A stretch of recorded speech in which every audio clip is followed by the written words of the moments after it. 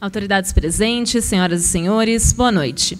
É com grande satisfação que a Universidade Presbiteriana Mackenzie, por meio de seu Centro de Ciências e Tecnologia, os recebe hoje para a abertura do primeiro Congresso Internacional de Resolução de Disputas. No ensejo deste evento acontecerá o lançamento do MAC Disputas, núcleo que fornecerá ao público, especialmente às pequenas e médias empresas, acesso a métodos inovadores de prevenção e resolução de conflitos, permitindo que os interessados obtenham resultados rápidos, justos e confiáveis, sem a necessidade de recorrer ao Poder Judiciário.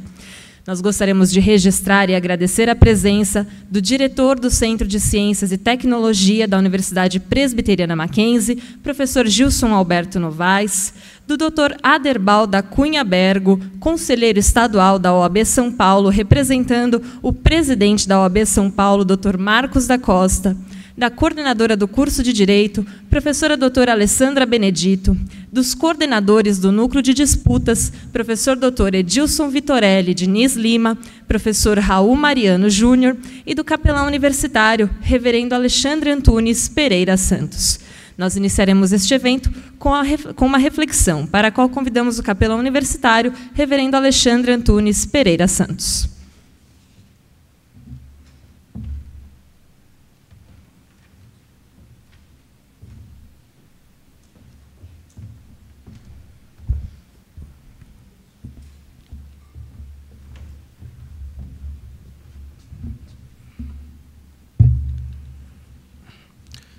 Boa noite a todos.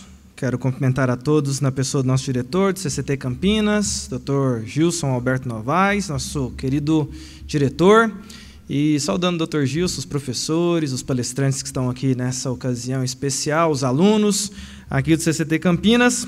E eu quero deixar aqui uma breve reflexão para nós aqui nessa noite. Está lá no livro de Gênesis, capítulo 13, e eu quero compartilhar brevemente 3 versículos que falam sobre algo interessante que eu quero deixar para vocês nessa ocasião. Gênesis 13, versículo 7 diz assim: houve contenda entre os pastores do gado de Abraão e os pastores do gado de Ló. O versículo 10 diz assim: levantou Ló os olhos e viu toda a campina do Jordão. E o versículo 14 diz assim: disse o Senhor a Abrão, depois que Ló se separou dele: ergue os olhos e olha desde onde está para o norte, para o sul, para o oriente e para o ocidente. Esse texto que eu escolhi para trazer uma breve reflexão para vocês nessa noite fala justamente sobre conflitos e diferença de cosmovisões. E acredito que tem a ver com o que vocês vão trabalhar aqui nessa ocasião, porque conta uma antiga história e que eu gosto muito, quando houve contenda entre 2 grupos que eram dirigidos por líderes diferentes, e uma contenda e algo insolúvel ali aquele momento para que eles pudessem resolver. Até que alguém tem uma orientação de trazer ali, buscar cosmovisões diferentes sobre aquele fato. O primeiro que teve uma cosmovisão e levantou os olhos e mostra a cosmovisão dele é um homem chamado Ló. E com a perspectiva humana dele, ele, na cosmovisão que possuía, busca direcionamento para resolver o conflito que havia se estabelecido ali. E a reflexão ela é objetiva, é rápida, e eu quero terminar mostrando uma outra cosmovisão que é mostrada no texto também, ou seja, um conflito e 2 cosmovisões diferentes. A primeira cosmovisão é de Ló, que buscou ali resolver na perspectiva dele, mas temos ali uma outra cosmovisão, que é Abraão, que tem diante de si um problema, uma escolha que ficou para ele, no final das contas, mas o texto termina dizendo que Deus, então, diz para Abraão: olhe e veja diante de você um caminho a seguir. E eu quero terminar a minha reflexão com vocês, dizendo para vocês o seguinte: nada melhor do que perceber um direcionamento do alto, quando nós temos aí diferentes cosmovisões para solucionar conflitos que se apresentam a nós. Geralmente, quando um conflito se manifesta, são ângulos diferentes querendo e buscando uma saída. e o texto termina descrevendo uma visão, uma cosmovisão do alto, que mostrou um melhor caminho a ser trilhado. A visão do alto é aquilo que tem dirigido o Mackenzie ao longo dos anos, que possa ser a visão do alto a guiar e dirigir também as nossas vidas na nossa jornada. Que Deus nos abençoe, e eu gostaria de fazer uma oração por vocês nesse momento. Vamos ficar em pé?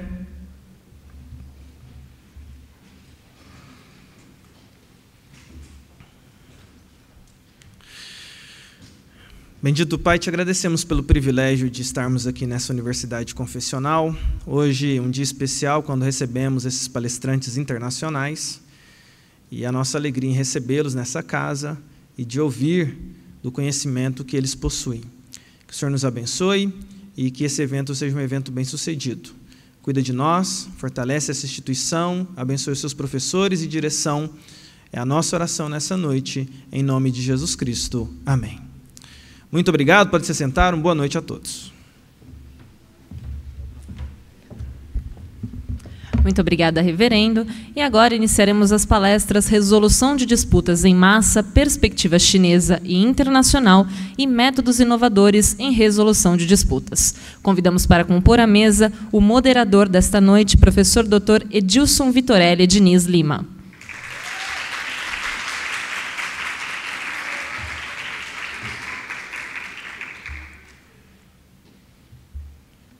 E convidamos os palestrantes, professora Yulin Fu, docente da Universidade de Pequim, China.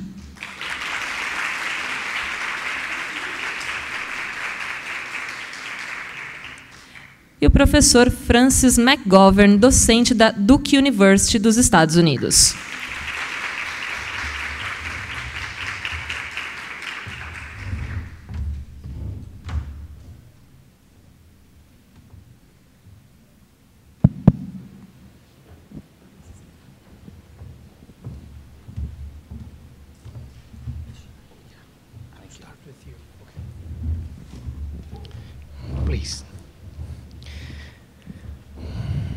Senhoras e senhores, muito boa noite, muito obrigado pela presença de todos. É uma grande alegria para mim estar conduzindo esse evento internacional num fim de semestre como esse que nós estamos. Eu sei que é um período conturbado para todos, mas é uma grande oportunidade. Nós temos 2 grandes professores aqui na universidade. Nós contamos para isso com um grande apoio da Pontifícia Universidade Católica do Rio Grande do Sul, na pessoa do professor Marco Félix Jobim, e da CAPES, que contribuiu com uma verba significativa para esse evento. Eu quero dizer a vocês que o nosso reitor está a caminho, ele ficou preso por causa do trânsito, mas está chegando aí, até o final do evento estará aqui para nos acompanhar. E dizer-lhes que esse evento marca o início de uma atividade que nós, Raul e eu particularmente, viemos anunciando há muito tempo, que é a criação do nosso núcleo de prevenção e resolução de disputas, que nós carinhosamente batizamos de MAC Disputas. A ideia de solução consensual de conflitos é uma ideia que no Brasil tomou uma dimensão que se acelera cada vez mais, porque ela responde à crise mais grave que nós temos no sistema jurídico, que é a morosidade da justiça, que é um problema grave, iminente e que não tem uma solução da forma como o sistema hoje se coloca. Nós temos aqui hoje 2 grandes professores que, nas perspectivas de seus próprios países, trabalham rigorosamente com esse mesmo problema, um problema que aflige ao maior país do mundo, que é a China, que tem uma população muito grande, e também aflige aos Estados Unidos. O nosso núcleo de resolução de disputas pretende, a partir do ano que vem, unir o conhecimento acadêmico do Mackenzie a uma abertura prática para a sociedade. Nós pretendemos, juntamente com vocês, nossos alunos, oferecer, a partir do ano que vem, possibilidades para que a comunidade venha ao Mackenzie e traga problemas reais, concretos, para que nós os solucionemos, pelo método adequado que for necessário. Mediação, arbitragem, uma combinação de mediação com arbitragem, dispute boards, assessoria na elaboração de contratos, de cláusulas de resolução de disputas para contratos. Então, é uma estrutura que pretende se tornar permanente no Mackenzie, não é uma estrutura que esteja vinculada a mim ou ao professor Raul, é uma estrutura que ingressa no organograma da universidade e que existirá enquanto for isso interessante. Nós recebemos um enorme apoio do professor Gilson, da professora Alessandra, do nosso reitor, que abraçou essa ideia desde um primeiro momento, então nós temos que agradecer a todos eles.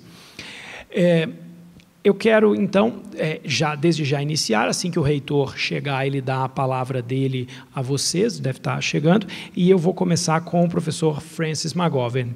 Eu tive a alegria de conhecer o professor Francis McGovern quando eu estudava nos Estados Unidos. Francis McGovern é, sem dúvida nenhuma, uma das maiores referências no mundo em resolução de disputas complexas, de casos que envolvem várias partes, trabalhou com casos de elevadíssima complexidade, inclusive com casos de guerras, situações de um nível muito superior ao que nós todos conhecemos na sala de aula de Caio e Tício, dessas disputas bipolares que todos vocês conhecem e que simplificam, né, que são uma simplificação da realidade. Não adianta a gente saber só resolver problemas de Caio e Tício. Nós estamos aqui para aprender mais do que isso, para ir além, para inovar, para forçar os limites dessa solução. Porque, no fundo, o direito só interessa quando ele resolve conflitos. Se as pessoas não estão em conflito, o papel que o direito exerce na vida delas é muito pequeno. Se nós tivermos uma estrutura de solução de conflitos mais adequada, nós seremos capazes de produzir melhores resultados para a sociedade e, no fundo, é isso que nos interessa. Então, o professor Francis McGovern é professor da Duke University, nos Estados Unidos. Ele atuou em resolução de disputas em alguns dos maiores casos do mundo, vários deles envolvendo milhares de processos, é conferencista internacional, visita várias universidades e é para nós uma grande alegria tê-lo aqui. Professor McGovern, I would like to personally thank you to be here with us and to spend this time this week in Brazil. I hope you had a wonderful time, because I know we are going to have a wonderful time with your lecture. Please feel free. Thank you. You can look Mackenzie Stan. Thank you very much for inviting me and my wife, Katie, and we're looking forward to tonight as well as tomorrow. Thank you. Thank you. Please feel free to take the floor is yours. If you want to speak seated here or standing there, the floor is all yours. You want me to start now? Go yes. First. Oh, okay. Yeah. They got yeah, they are going to exhibit it here, and then you close.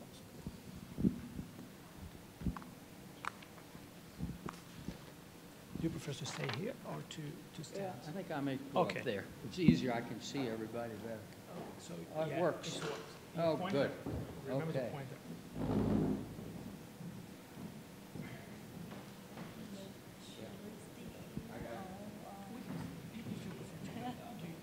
Thank you very much.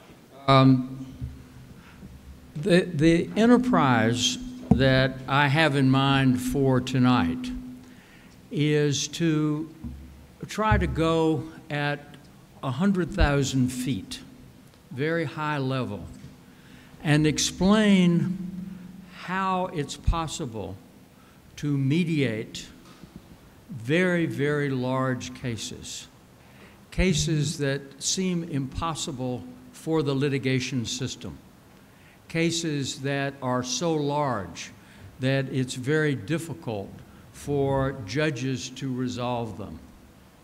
For example, one of the cases I'm working on now in New York City is institutional reform, where you have a failed administrative agency, where you have a failed institution in government. And I'm also doing it in Texas. In New York, we're trying to abate all the mold. I don't know, what's the word for mold?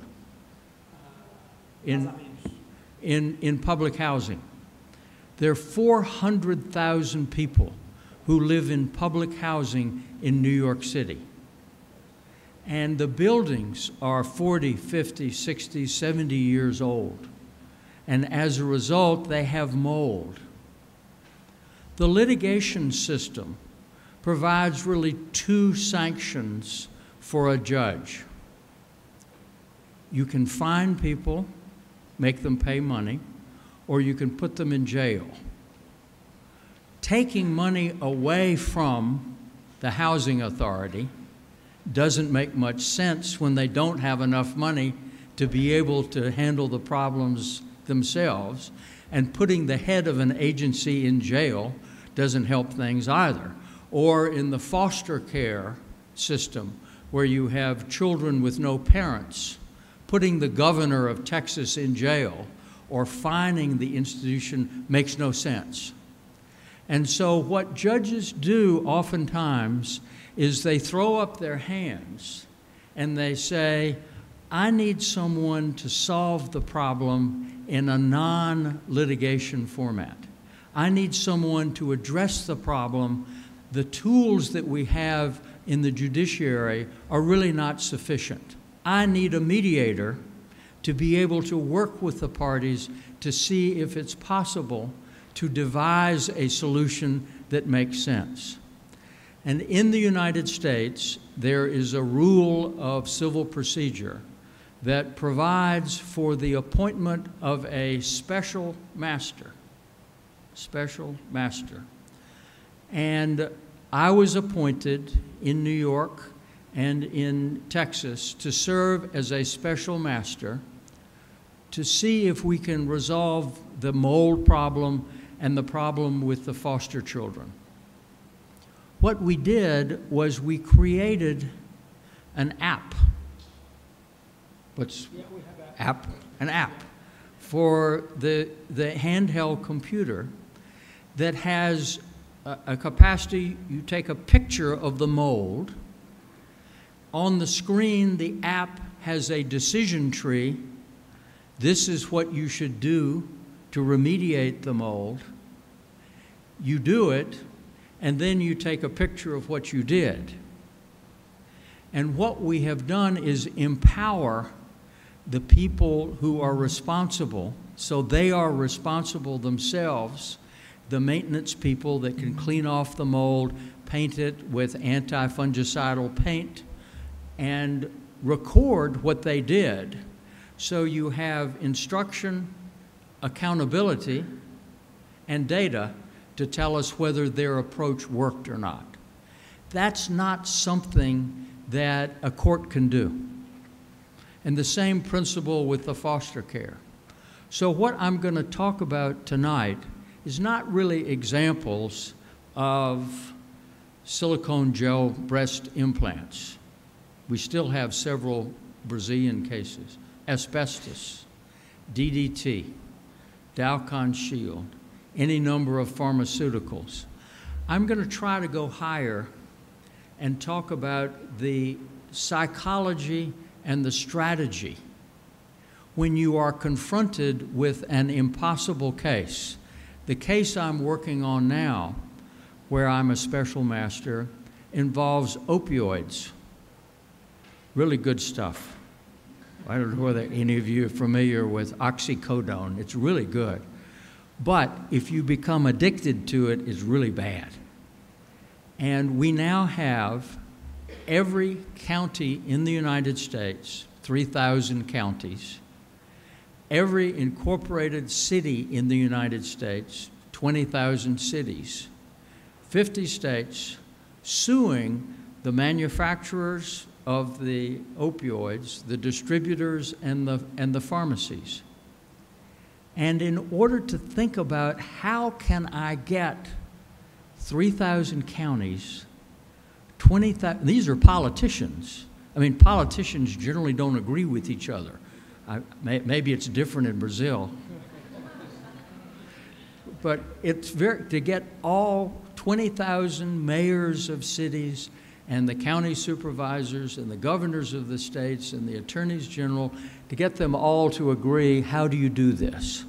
So what I'm going to talk about today is what's the methodology? What's the strategy?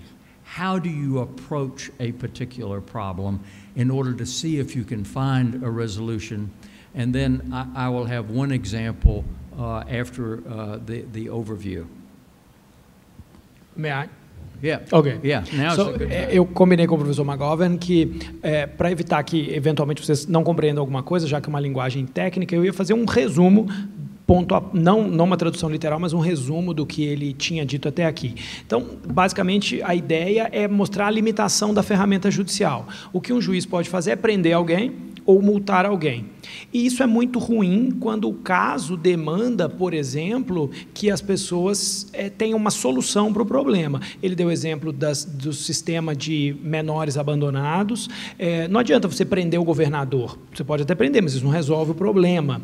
E ele deu um exemplo das pessoas que moram em casas que estão atacadas por mofo, que é um problema de habitação, e que não adianta a solução de multar ou prender, não resolve o problema do mofo na casa das pessoas.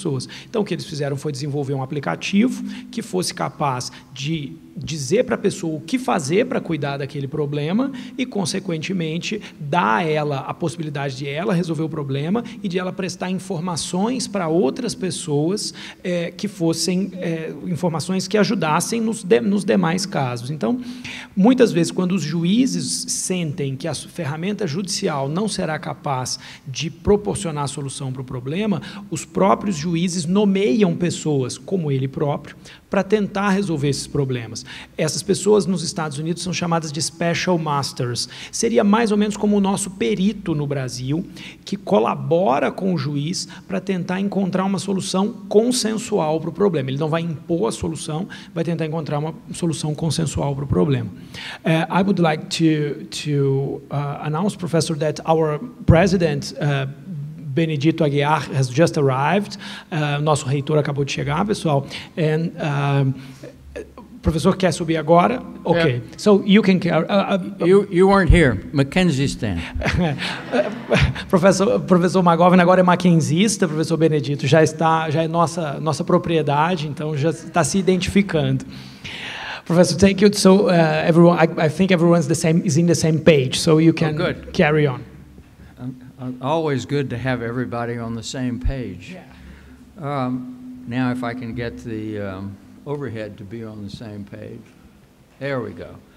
Basically, there are three varieties of dispute resolution: negotiation, litigation, and mediation. There are lots of varieties. When we teach alternative dispute resolution, we talk about mini trials, arbitration, baseball arbitration, night baseball arbitration, summary jury trials, ombudsman persons. There are lots of different variations, but fundamentally, if you're going to solve a problem, you'd rather have negotiation with the parties themselves resolve it. The last resort is to have the state impose a result. That's litigation. And so mediation is where someone, usually one mediator, sometimes I do it with two. One mediator works with the parties to help them resolve their case. How does that work? That's what we're going to talk about tonight. Strategic mediation. What does the mediator do in thinking about how to resolve complex cases? There are fundamentally three paradigms that I'd like to share with you. The first paradigm involves problem solving. That's a situation where all of the parties interested in resolving a dispute view the problem the same way and view the solution in very much the same way, like a contract dispute, where you have a contract, that's the problem, and the solution is going to be money. And everybody looks at the problem and the solution the same way. And if it's very complex, it's like a Gordian knot. And so you just use a sword to cut through the Gordian knot. You have the parties who think about the problem the same way. They think about the solution the same way.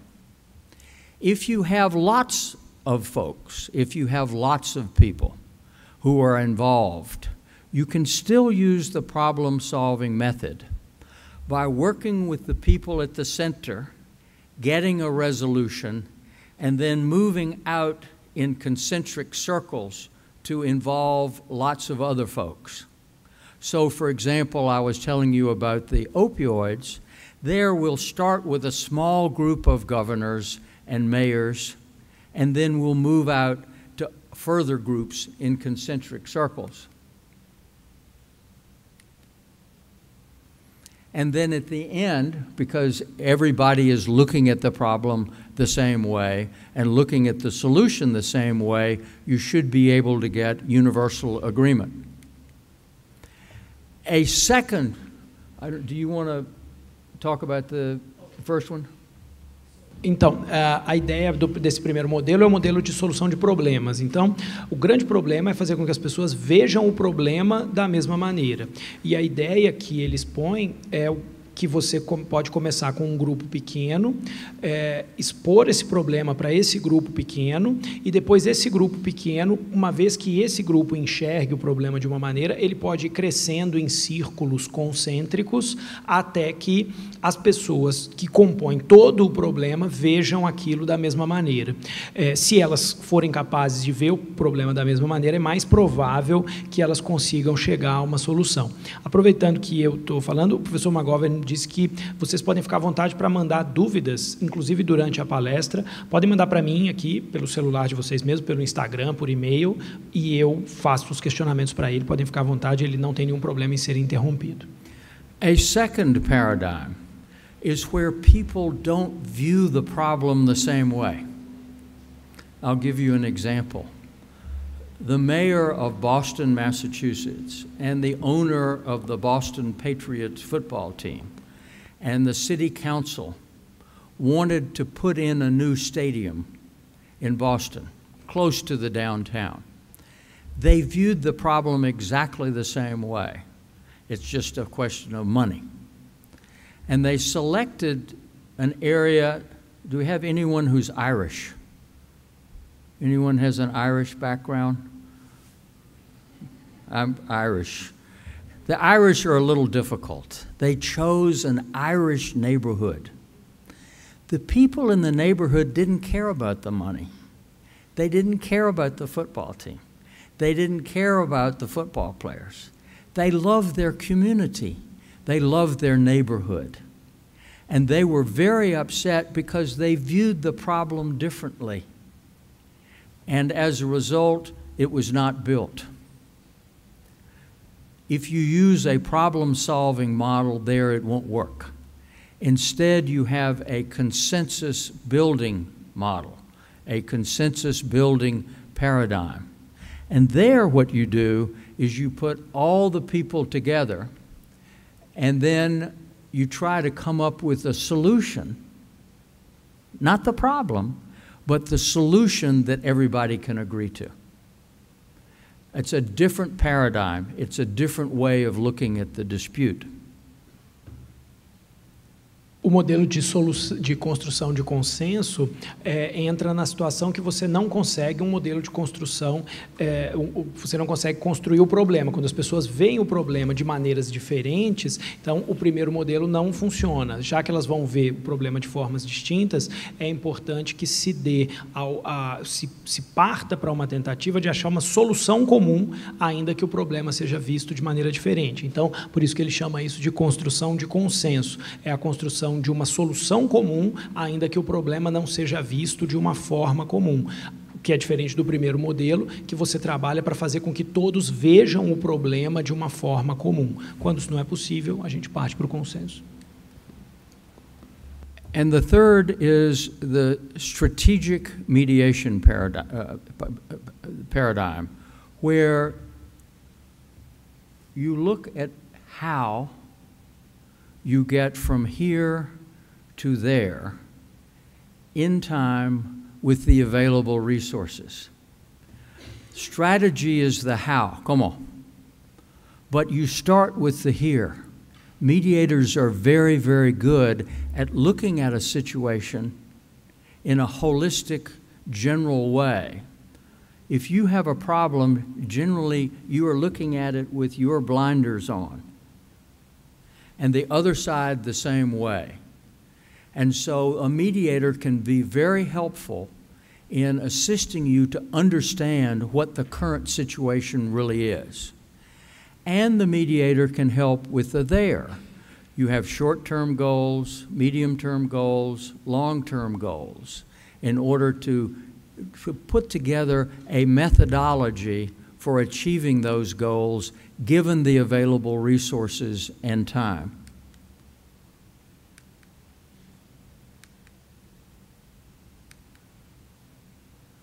So, if we look at the normal mediation process, what you generally find is that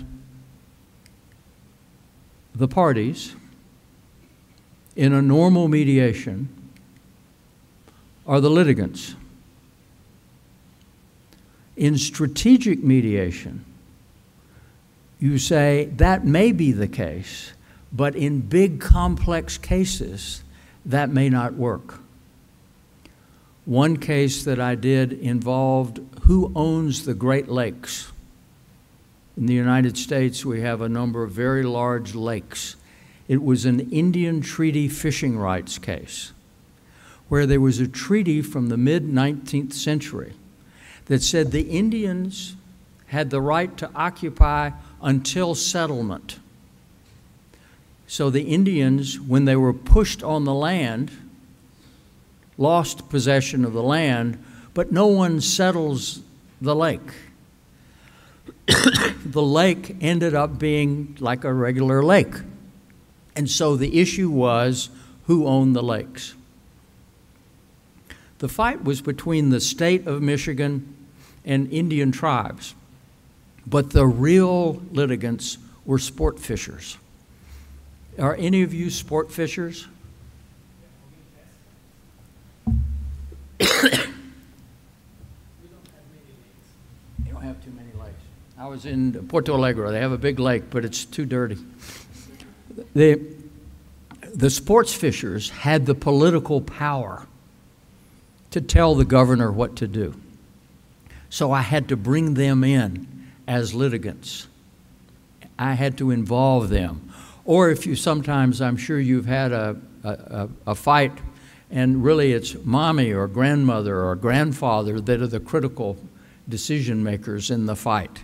So in complex cases, you can't assume that the parties are the litigants. You have to look very, very carefully to decide who should be at the table. The issues, the problems, normally that's what's in the lawsuit.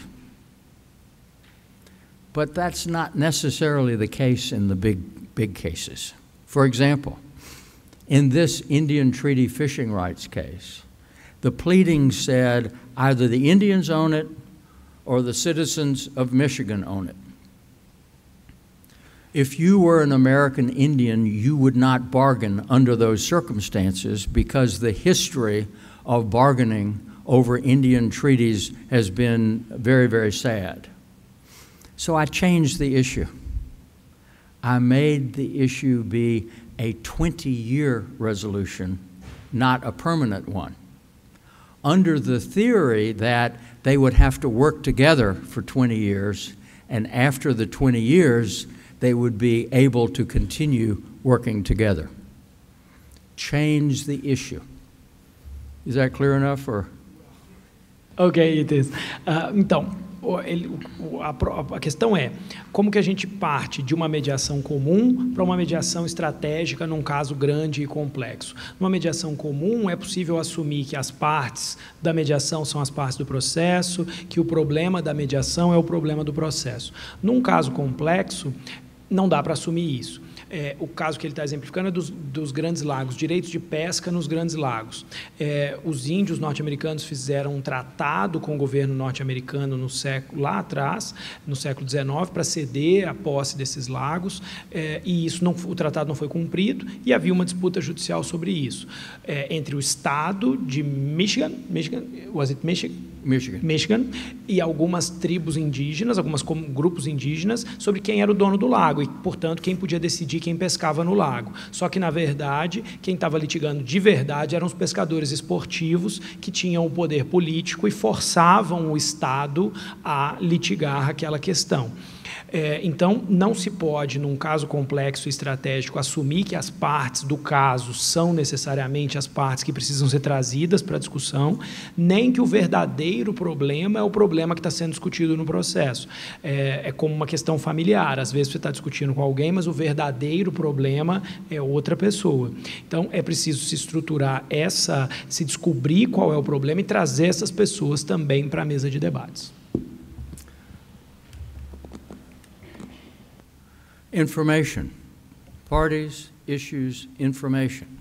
Sometimes the parties in the discovery process are able to uncover all the critical information, but sometimes the mediator can do it. So in that fishing case, I hired a computer expert to work with the biological experts for the Indians in the state to do a computer program of where the fish went different times of the year using different fishing gear. And as a result, this was new information that the mediator could bring in as a neutral.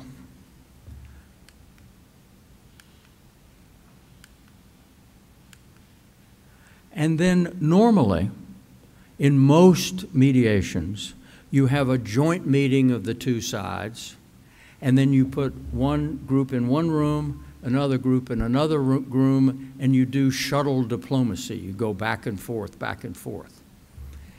In the Michigan case, I did not put the parties together until about 2 months after it began.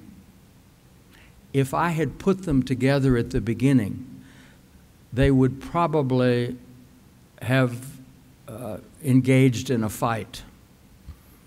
There were bumper stickers that said, save a trout, kill a buck. Save a fish, and the buck is a word to mean an Indian. That's how bad it was. So putting them together, the normal joint meeting, would not make any sense.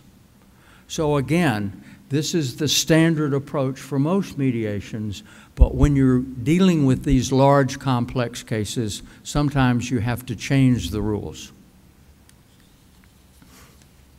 So, you start out and make a decision. Are you going to approach this from the perspective of problem solving or consensus building? And then, who are the parties? What are the litigants? What are the issues going to be, the information, the procedure? And it is an iterative process. You don't know all these answers at the beginning. You're always learning. You're learning, and you change and you add. I did not conclude about the 20-year duration of the deal until about 6 months into it. The whole process took about 10 months. And so you're always thinking through and changing your mind.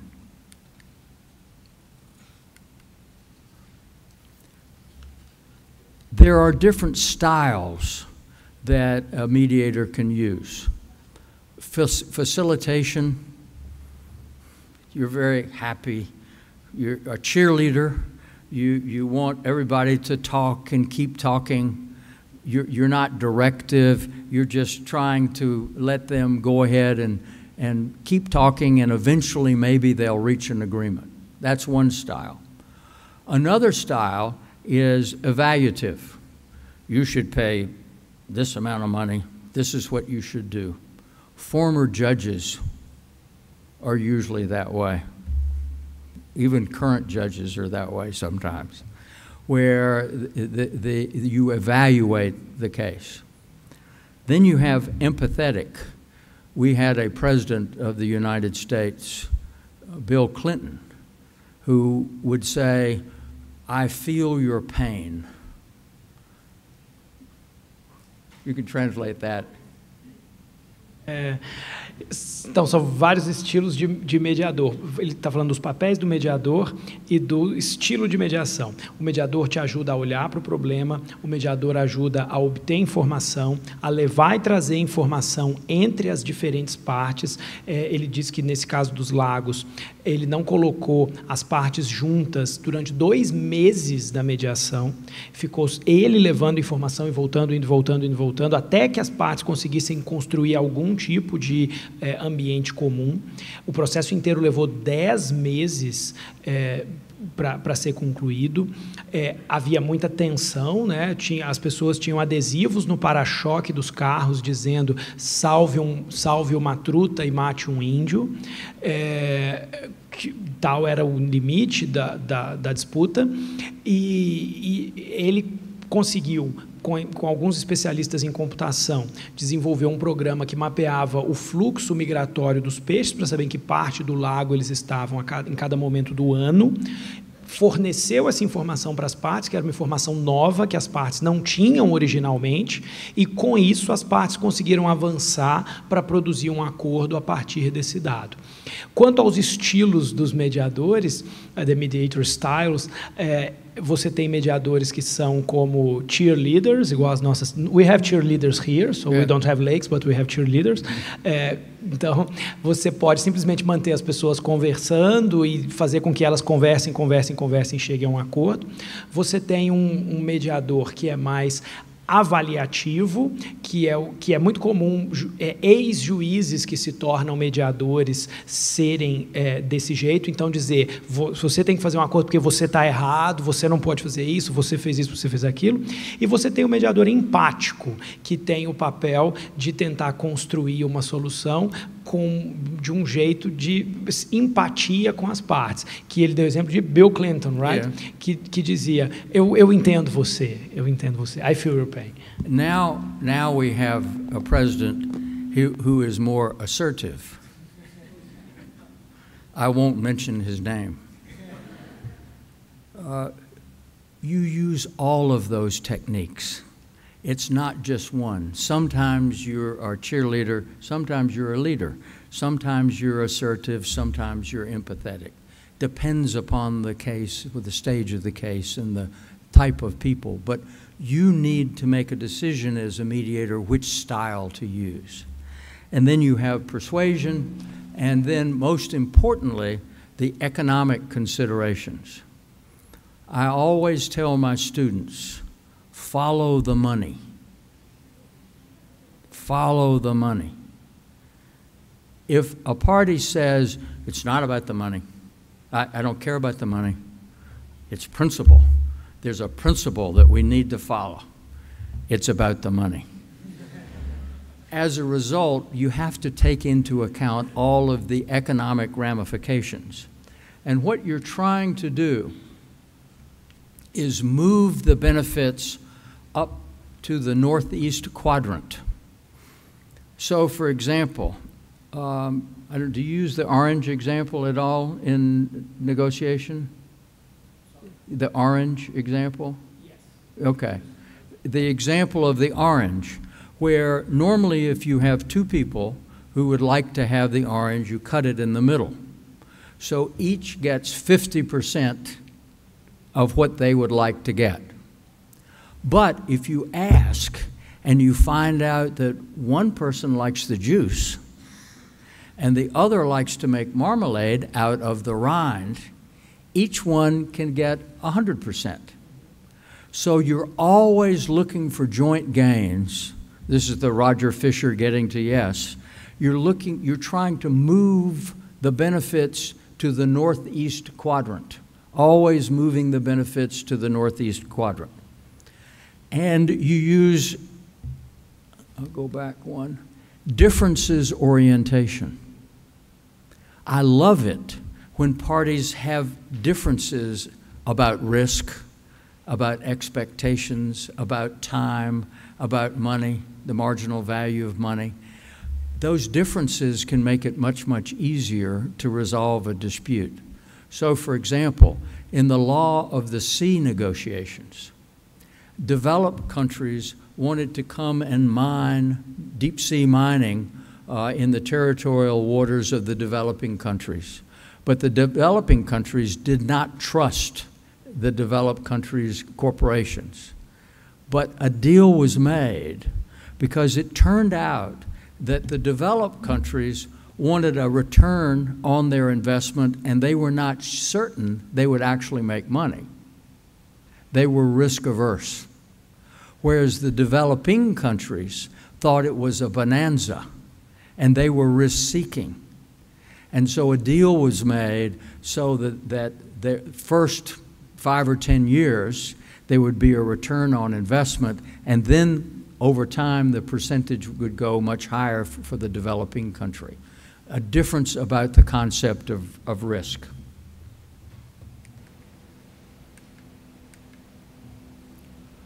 Psychological and cultural differences. I think you are all quite aware that one needs to take into account the backgrounds and the way in which people communicate. I'll give you one example. There is a very famous investor in the United States by the name of Carl Icahn. He yells. He's a yeller. Calls you up at 3 o'clock in the morning yelling. He was negotiating with Simon Frickley, who's very British. The British way of negotiating is when you don't like what someone is saying, you remain silent.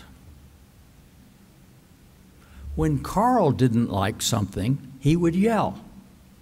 He assumed that the British fellow would yell back. But the British fellow was silent, so Carl thought he agreed.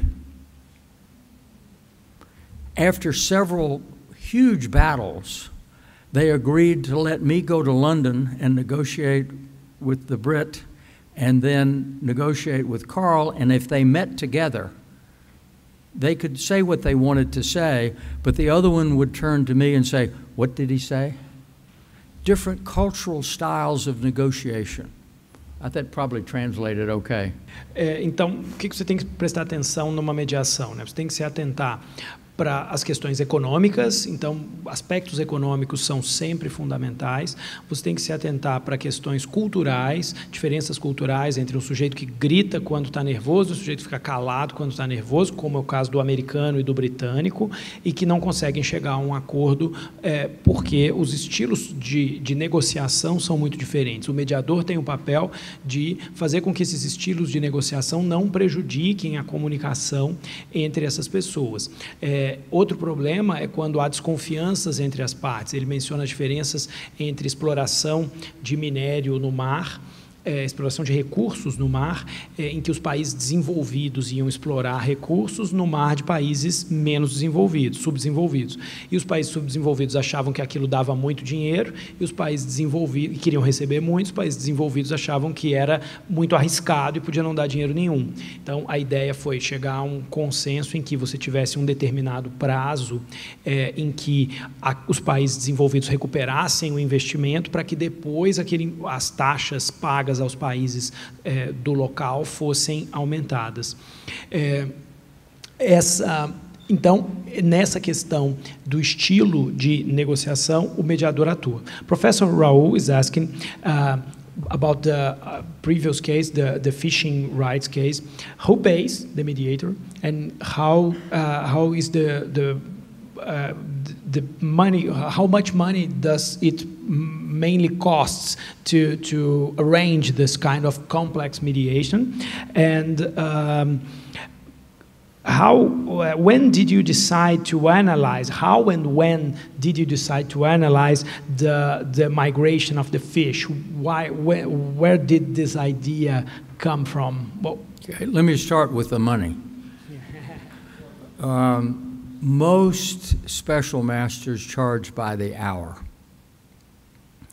I charge, it varies. If the mediation is in Idaho, it's a very low hourly rate. If the mediation is in New York, it's a very high hourly rate. It's whatever the normal lawyers are being paid. Each side typically pays half. I do not accept being paid by one side. Sometimes there's a statute that provides that, but leaving that aside, each side pays half, or if there are multiple sides, you divide it accordingly. So no one can say that you're being paid more by one as opposed to another. And so the cost is a function of time. How long does it take? If a case takes a month, it would be much less expensive than a case that would take 6 months or 9 months or 2 years. So it's very hard for me to put a number on it. In terms of the idea of the migration of the fish, it turns out, and I have to tell an anecdote, it turns out, do you know the difference between a sports fisher and a commercial fisher? A commercial fisher attempts to catch the largest number of fish at the lowest cost per fish. Então ele explicou que a questão do dinheiro, o mediador é pago por hora e é mais ou menos o mesmo valor de hora que um advogado, não é por caso, depende de quanto tempo leva. E o problema dos peixes, o Raul perguntou de onde saiu a ideia de analisar a migração dos peixes para chegar numa solução. E aí a questão é de diferenciar a questão de um pescador esportivo de um pescador comercial. O pescador comercial quer pescar o maior número de peixes pelo menor custo por peixe. A sports fisher attempts to catch the smallest number of fish at the highest cost per fish. O pescador esportivo quer pegar o menor número de peixes pelo maior custo por peixe, porque ele só quer brincar. And so the question was, the tribes, the Indians were basically commercial fishers, and the citizens of Michigan were basically sports fishers. And so we were looking to see when the sport fish were at what area in the lake so there would be no conflict. Would it be possible for the commercial fishers to fish unimpeded without any interruption because the sport fish were here and the commercial fish were here? And so we were looking to see, is there a way to achieve a settlement because of where the fish go? It turned out that it was too complicated. And so we ended up drawing some fairly rigid lines, but the basic principle was there. The tribes could fish commercially in these areas, and the sports fishers could fish unimpeded in those areas. That was basically the... Então, a ideia foi de mapear onde que os peixes que são passíveis de pesca comercial estavam indo, em que época do ano, e os peixes que são passíveis de pesca esportiva estavam indo em que época do ano, e ver se era possível que as áreas de pesca correspondessem às áreas em que cada um deles se interessava. Isso não foi possível, era muito complicado, então a ideia não deu certo, mas foi possível, no fim, estabelecer linhas, dividir o lago em regiões em que os pescadores, os índios, podiam pescar comercialmente e os pescadores esportivos podiam pescar esportivamente. And then also in communication, body language. When someone is reaching out and wants to do a deal, you can tell. Generally, people mumble. I don't know the word for mumble. They mumble when they say something important, so you listen very carefully, but you can tell for the body language. That's very, very important for communication. And then bargaining styles are very, very different. You have strategic, opportunistic bargainers. You have bargainers who really want to start out doing a deal. Other bargainers want to take advantage of the other people. You have deliberative bargaining style where you're trying to change people's attitudes. And then you have a narrative style where you're trying to give each side an exit strategy. You're trying to give each side a story so that they feel good about what they did if there is a particular agreement at the end of the negotiation. So you take into account the bargaining styles. Generally speaking, you cannot change their bargaining styles. They're going to be bargaining in a particular way, and so you adapt to it as best you can. And then you have institutional incentives.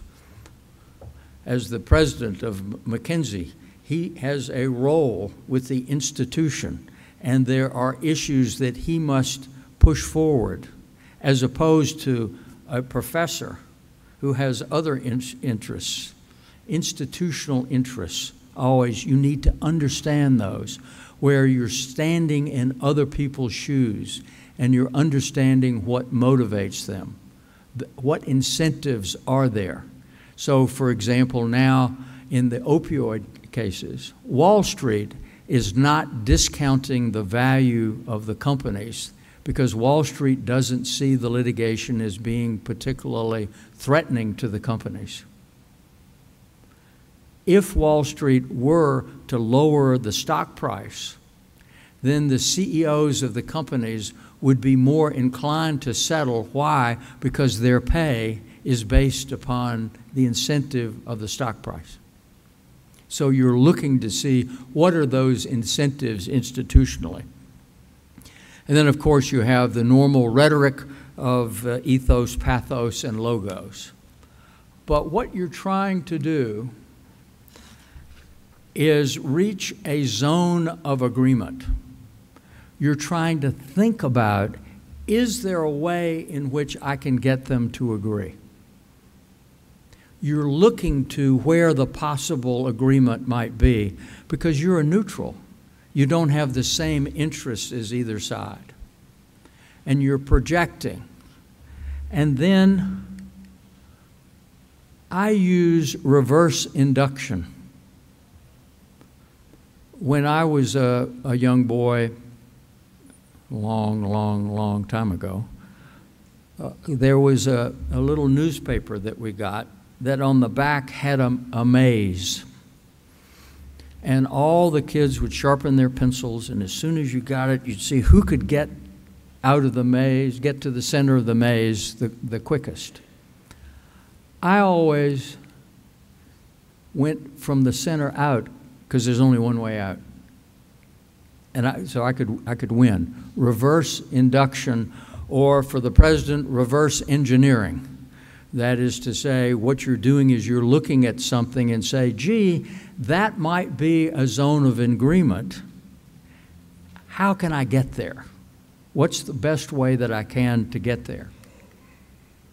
The second, aside from reverse induction, is the dialectic, but in the Hegelian, not Platonic sense, where you have two competing ideas and you're trying to come up with something in the middle, a synthesis. So, when you have a mediation, usually party A will have several options. I'll agree to this or I'll agree to that. And party B, I'll agree to this or I'll agree to that. And then you look and see, can you reach the zone of agreement? You try option one.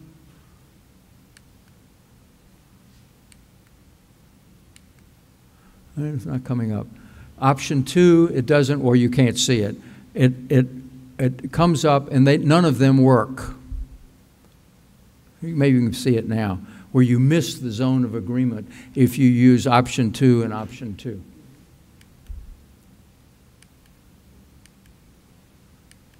So the mediator comes up with option three, the dialectic, a synthesis. And you see, if I can convince A to go somewhere between option one and option two, and if I can convince B to go somewhere between option one and option two, to come up with that possibility, can I get a deal? Eureka, it works. And then you use reverse induction to see how you can get, you know if that would happen, it'll work. And then you can attempt to see if you can bring them around to a particular perspective. So the overall strategies that you have in dealing with the strategic mediation paradigm involve understanding what the parties' strategies are, determining possible zones of agreement, developing possible zones of agreement, developing a path to the zone of agreement, utilizing mediation variables, and then updating as you go along. You're always calibrating. You're always trying to come up and see, is this working? If not, maybe we should change. Now, very briefly, I'm going to give you a case. And then you can help me to see if we can figure out how you would solve who are the parties, what are the issues, what kind of procedure, what kind of information. This case involved the water rights on the Snake River in Idaho. First, the parties.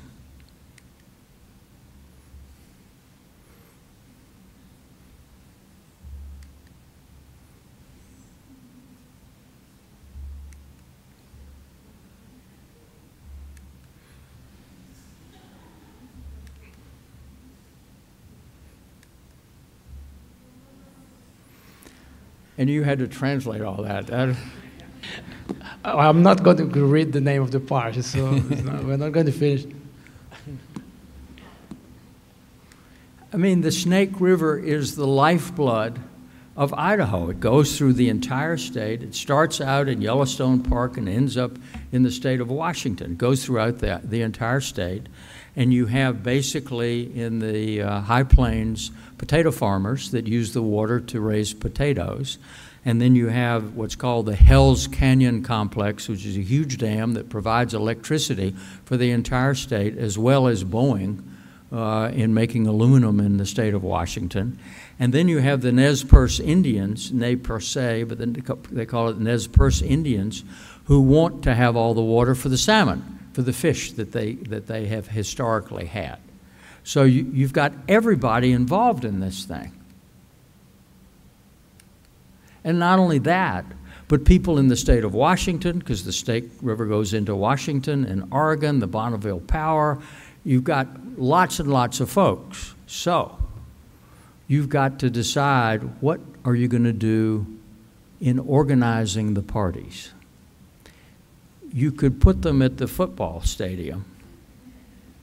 This room is not big enough for it. It turned out in Idaho, it's a very small state in terms of population, there were about 20 lawyers who represented everybody because they had special expertise in water, in property rights associated with water. And so you had about 20 lawyers. And so what we decided to do was have a problem-solving model with those 20 lawyers and then move out in concentric circles. Esse caso do Snake River envolve número enorme de partes, como vocês viram. Todas elas precisam participar do processo porque os recursos são limitados, todas elas querem tirar recursos do rio, e o rio é o mesmo. E o problema é como fazer para fazer com que todas essas partes cheguem a um acordo. Você não consegue nem colocá-las no mesmo ambiente. Ele explicou antes de começar o caso alguns métodos para isso, engenharia reversa, né, em homenagem ao nosso reitor, uma ideia de que você pensa o problema ao contrário, em vez de você ir do labirinto de fora para dentro, você vai de dentro para fora, você tenta aproximar essas pessoas de alguma maneira, e nesse caso uma saída é que o estado de Idaho tem poucos poucas pessoas, populacionalmente ele é pequeno, e ele tem poucos advogados. Então, tinha basicamente 20 advogados que eram especializados nessa questão de direito à água, e esses 20 advogados representavam todo mundo. Então, a partir daí, você conseguiu um meio de identificar quem eram, de fato, as partes que precisavam ser trazidas para o problema, naquela estrutura de partes, informação, procedimento. Então, as partes foram encontradas pelos advogados. So the lawyers were instrumental to reach the settlement. And they were a manageable group. It was a size that you could deal with. Okay. And then the issues.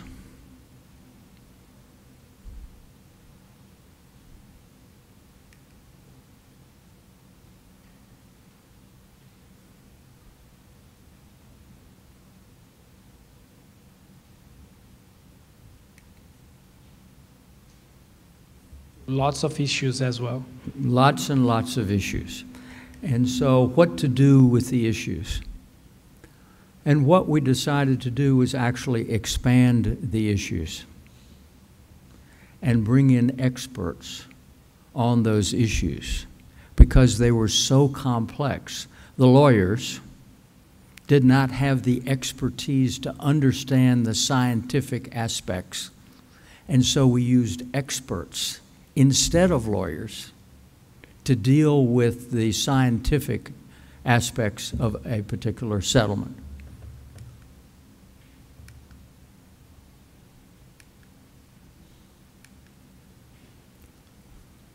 And then the question came about the procedure, and it was equally complex. And so we ended up having subgroups. It wasn't just one group, but we would have a group to do this and a group to this and a group. And then all 20 were involved, all 20 lawyers were involved in the process. And they would have them, paired them off, and they work together.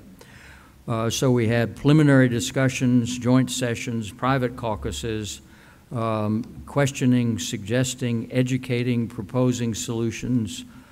We ended up using fairly sophisticated decision trees. We also had a one text. It was so complex, rather than having competing drafts, we used one particular text that you would make changes, and it was all conditional. You're not agreeing to anything until the entire agreement is put together. On information, you can imagine we had to expand it, particularly with the experts. We were able to do that.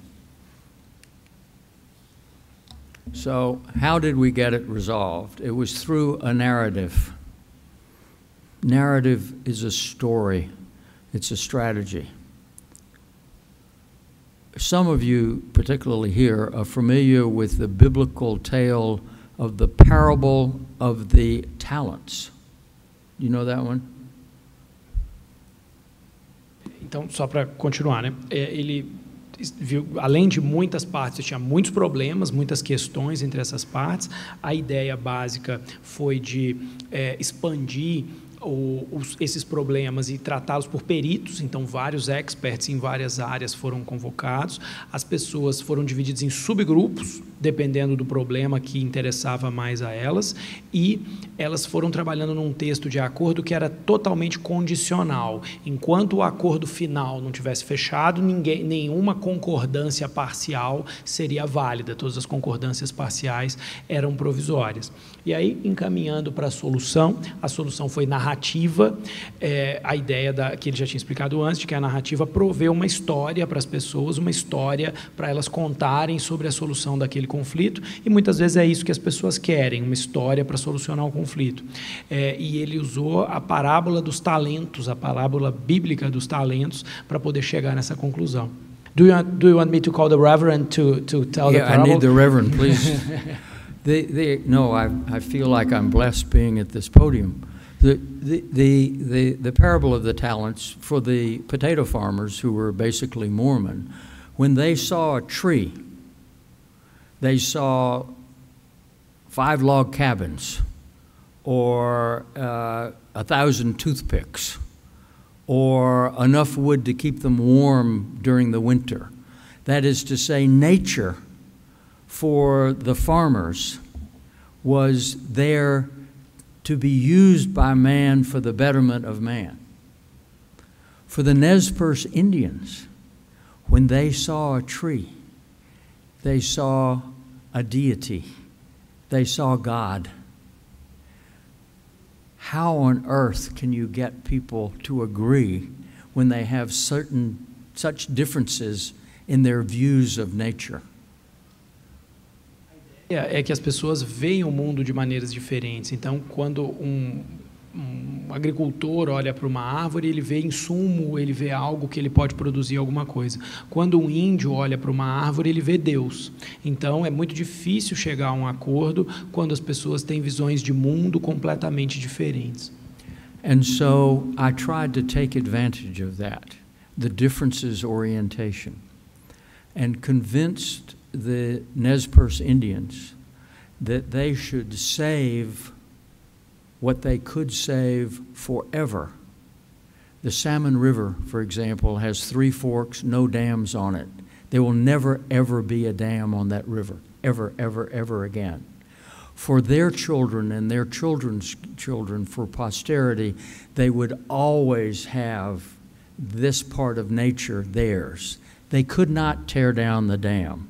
They could not remove the potato farmers, but they could save a major portion of Idaho and Idaho water for the future.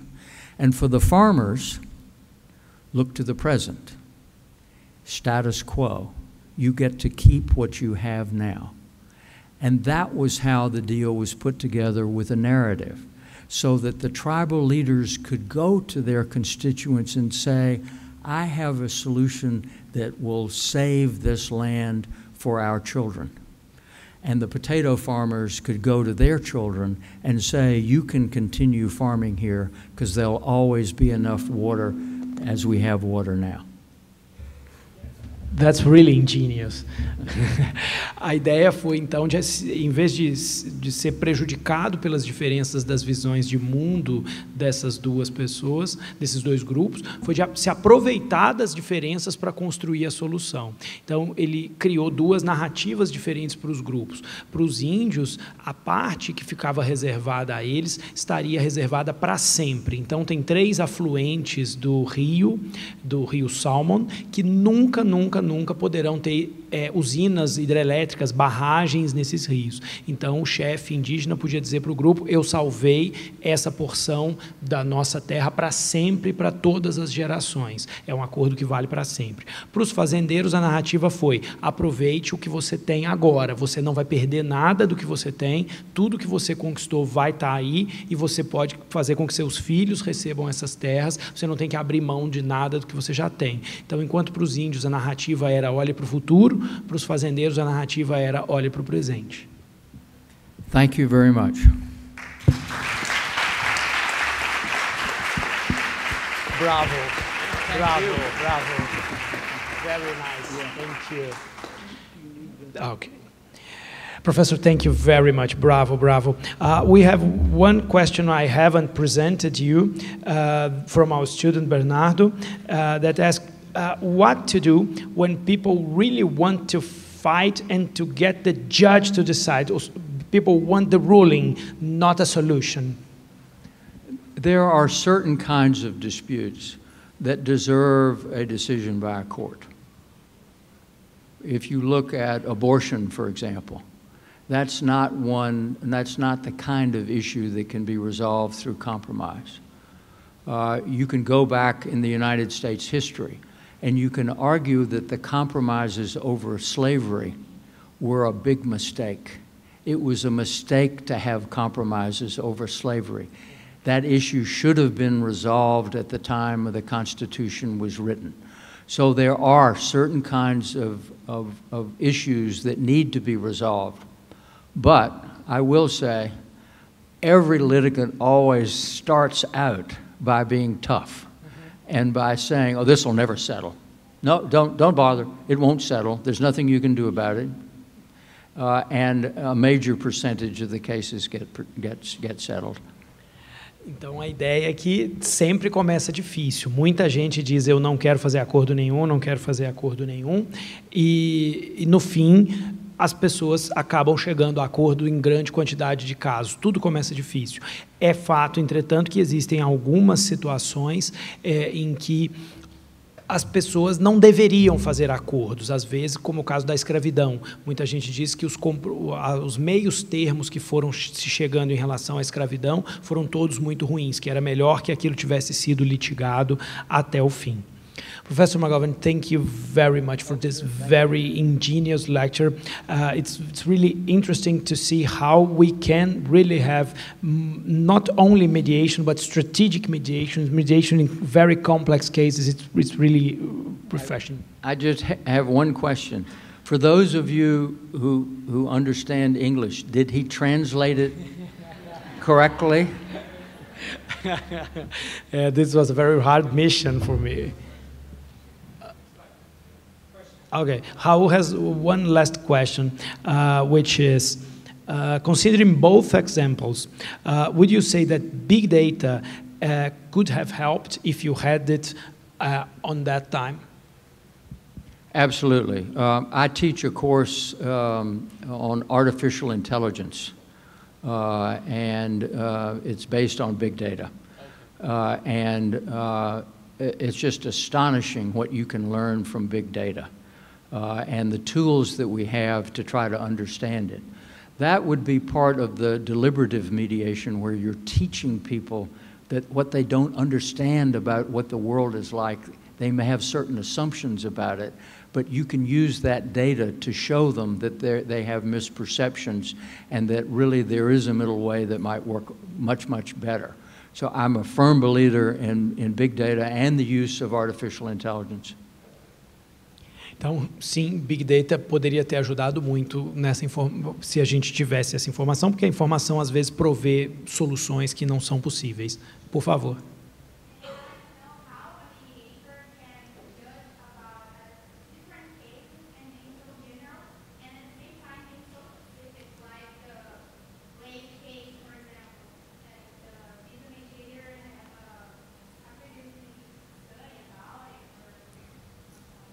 In other words, how are you so good in so many fields? My wife might disagree with you. There are two schools of thought. One school of thought is that a mediator needs to have expertise in a given area, intellectual property, labor. And so there are mediators that are specialized. I happen to believe that it's process. People are people. Securities cases, antitrust cases, intellectual property cases. I mean, if they can't explain it to me, it probably isn't worth understanding. I mean, I'm not that smart, but a judge would be able to understand. So my feeling is that the subject matter is not as important as understanding the process. But there is a huge debate there. There are lots of people who think that they would use only people who have expertise in certain areas. And I will admit, in the mass tort context, where I've done a lot of work, I can probably do it faster than other folks because I've made every mistake known to mankind in the process, and I've learned from my mistakes. But generally speaking, I'm a process person rather than a substance person. Então, como eu sempre digo, o processo é o mais importante. So process is the most important, right? It's all they have to study. That's it. Yeah, okay. That was a very clever question. Thank you.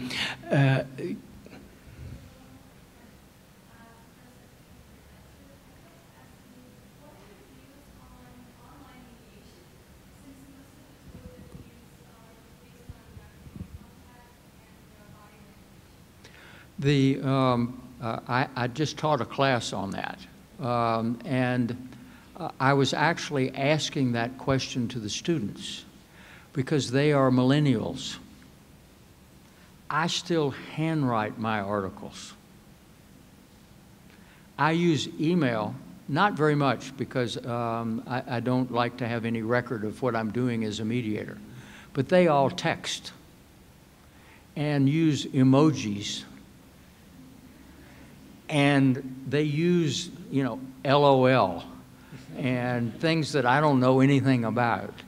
And so I was asking them, can you communicate in an emotional way, like with body language, by using text? And for certain kinds of topics, I think you can. Other kinds of topics, I think it's impossible. I just don't think it works. So to me, you need to be selective in the subject matter. So for example, eBay has online dispute resolution that works very, very well. It's the same kind of case over and over. You know, someone didn't ship something, or they shipped the wrong thing, or whatever it may be. It's standardized. You can develop an algorithm to process the claim. It works beautifully. But when you get to domestic relation cases, I don't think communicating by text. And for those of you who are in litigation, you know there's always an email somewhere in a corporation's history where someone got mad and wrote something that everybody would wished had never been written. So sometimes you don't have, when you're looking at someone, you are more restrained. Other times when you're looking at someone, you're more upset. So it depends on the circumstance, but it will have a major, major role going forward in the future. Okay, great. Thank you very much. Thank you all for the questions. I would like now to give the floor to Professor Yulin Fu. Professor Fu came all the way from China to talk to us, so it's a really huge effort to be here, and we are really, really honored to have you. A professora Yulin veio da China, então ela volta para a China amanhã, inclusive, e é uma grande alegria para nós tê-la aqui. A professora Yulin foi professora visitante em várias universidades do mundo, é professora na Universidade de Pequim, foi professora visitante em Yale, British Columbia, Montreal, foi juíza no Tribunal Marítimo de Wuhan. Is it Wuhan? The city? Wuhan. I could never say that. And, hopefully his Portuguese is better. Oh yeah, let's hope so. Let's hope so. E a professora Yulin vai nos tratar de um tema que é uma questão que para nós é muito interessante, que é a resolução de disputas em massa na China. Considerando que a China é o país que tem o maior número de pessoas no mundo, então é uma grande curiosidade saber como lidar com um sistema processual que tem tantas pessoas. Professor Yulin, we are very curious to know how China, with so many people, can build a system to resolve mass litigation. So thank you very much for your kind presence, and the floor is yours.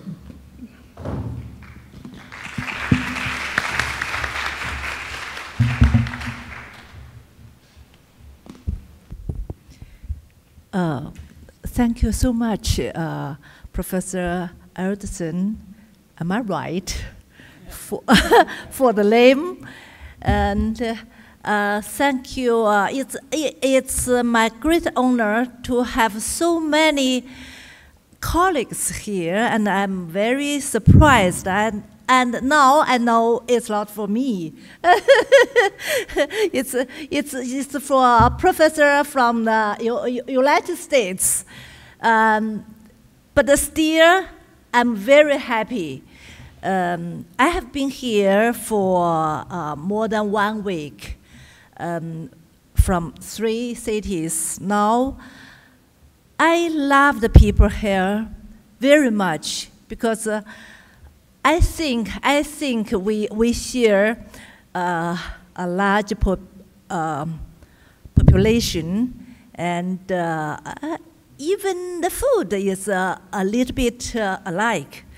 So, but I want to explain before I talk about the litigation, mass litigation in China.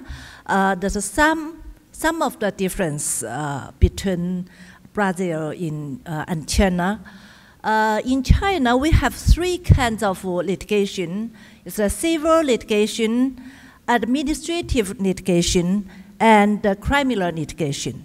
So public interest litigation include civil litigation and administrative litigation. Civil litigation go earlier, first from private litigation, and until 2012, we have a public interest litigation. And so this is the first distance.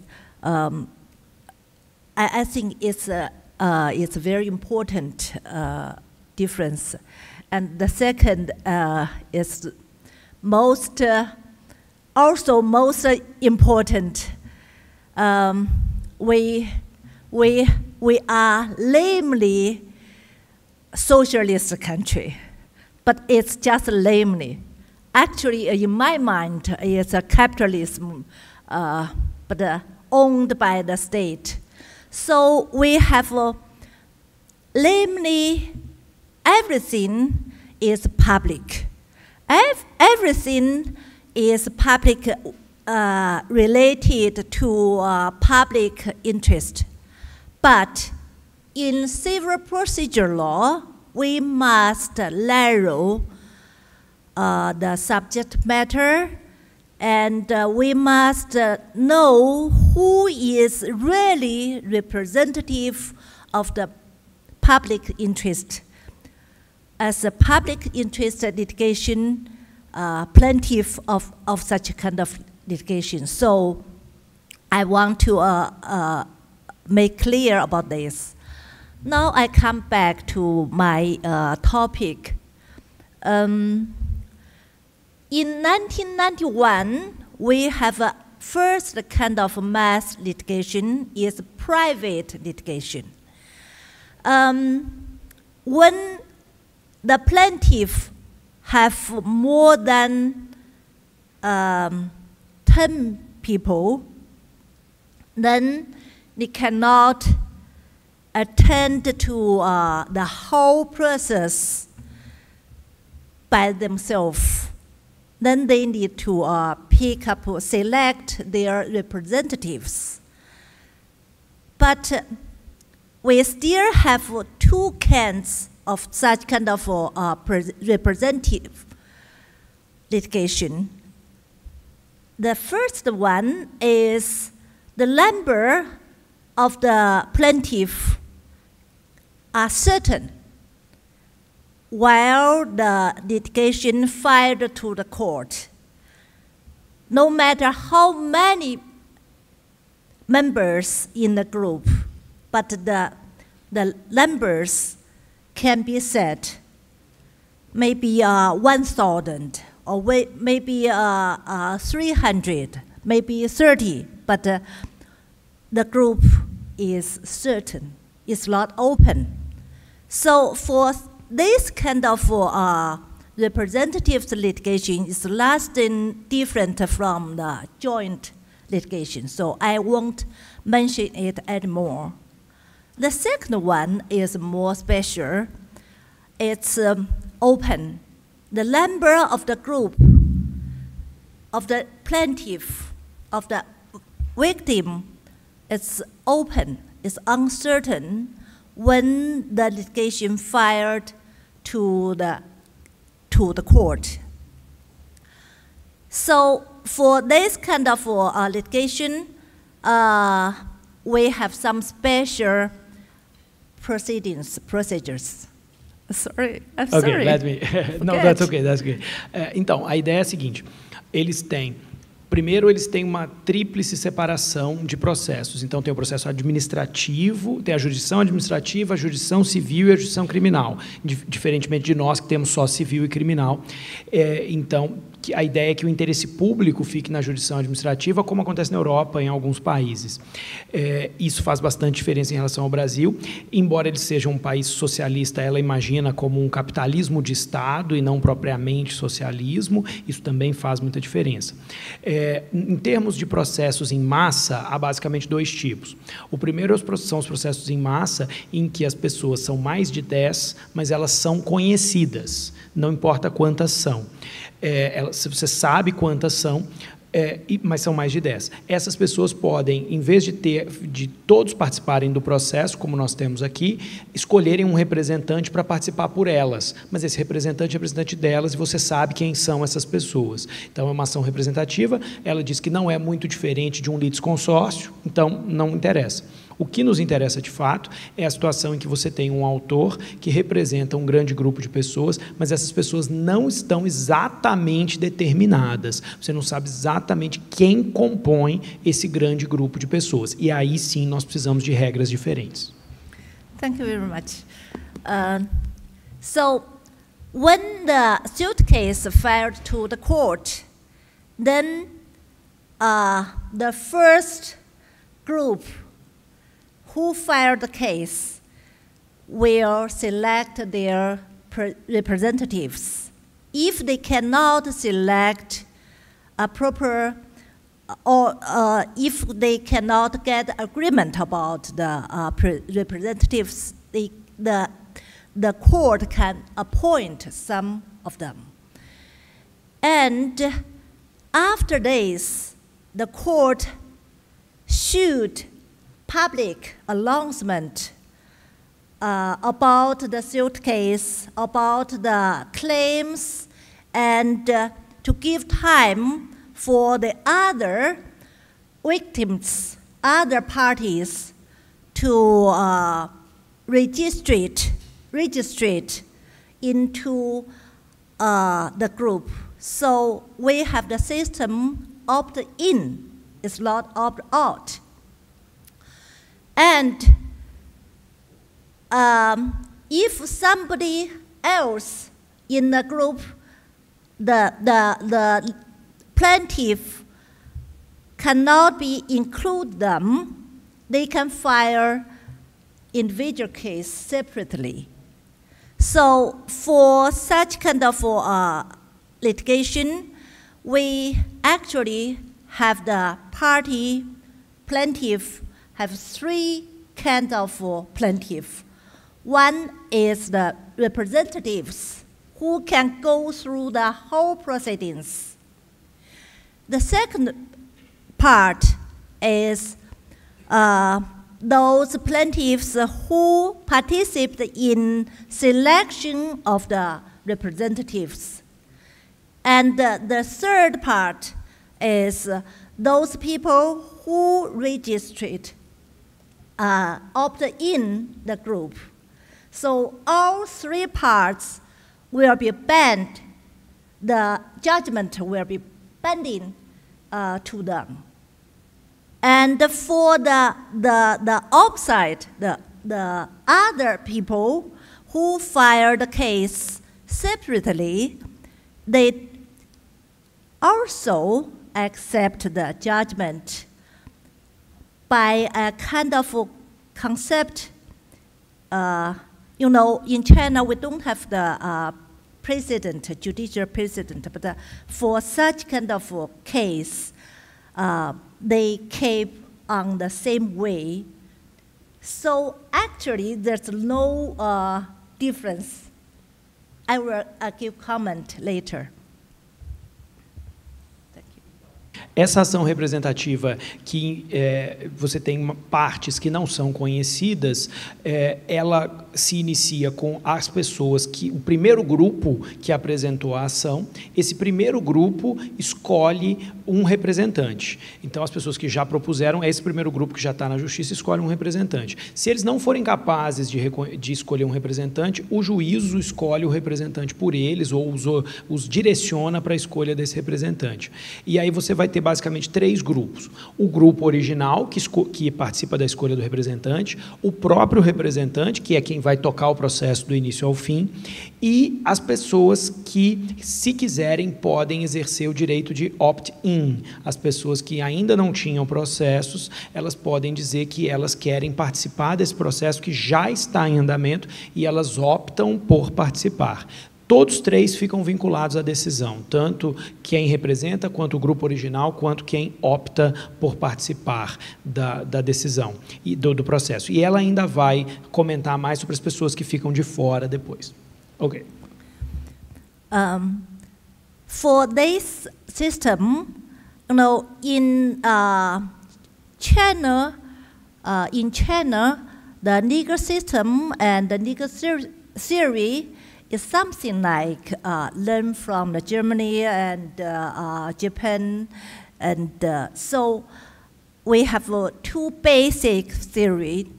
One is all the plaintiffs should have interest, private interest in the litigation. Otherwise, he cannot be a party of the litigation. So the second is there should be a basic procedural right to be guaranteed. So for those people who just opt in, or even they didn't register, for those people who choose to opt in, the theory can be used to explain because they choose to get in. But for those people who haven't registered to be a member of the group, the theory cannot explain why they are still bound by the judgment. So this is a difficult theory. We create some theory to explain this. It's the effect of the judgment extend, especially in the class action, in the representative litigation. So, but this is a lot practical matter. The practical matter is this theory base actually limited the power or authority of the representatives.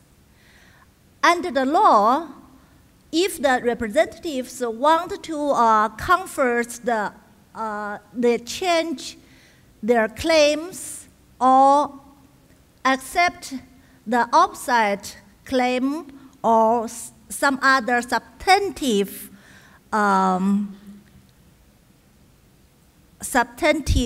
ideas, argument, or get settlement, they must have agreement from the group.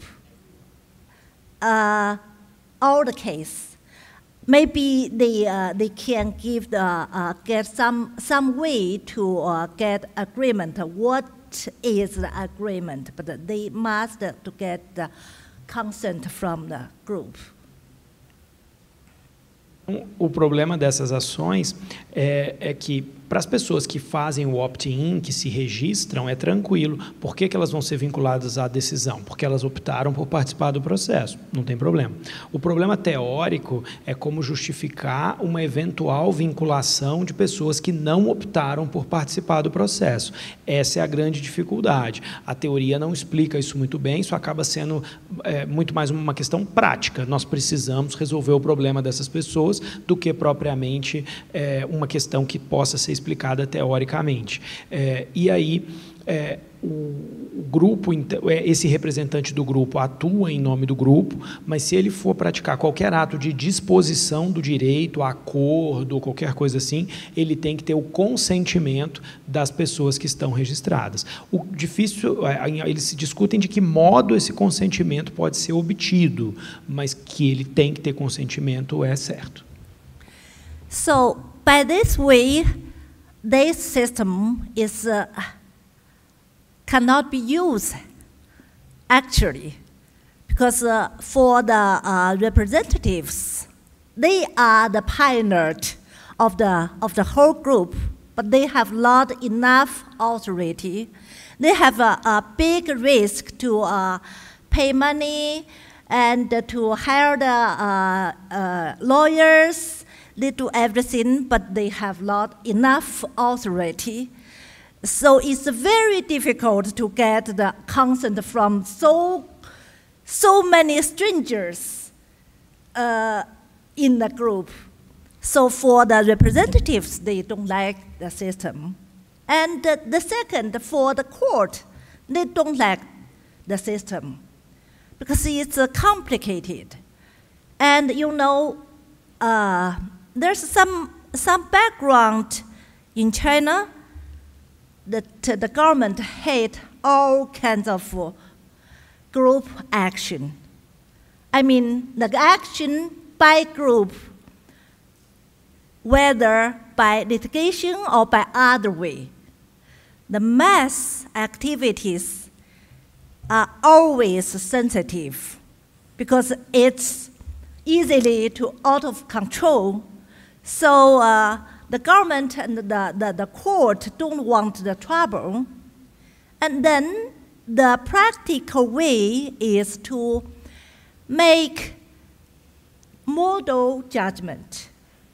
They may have the mass litigation, but they pick some of the case to deal with by a whole process.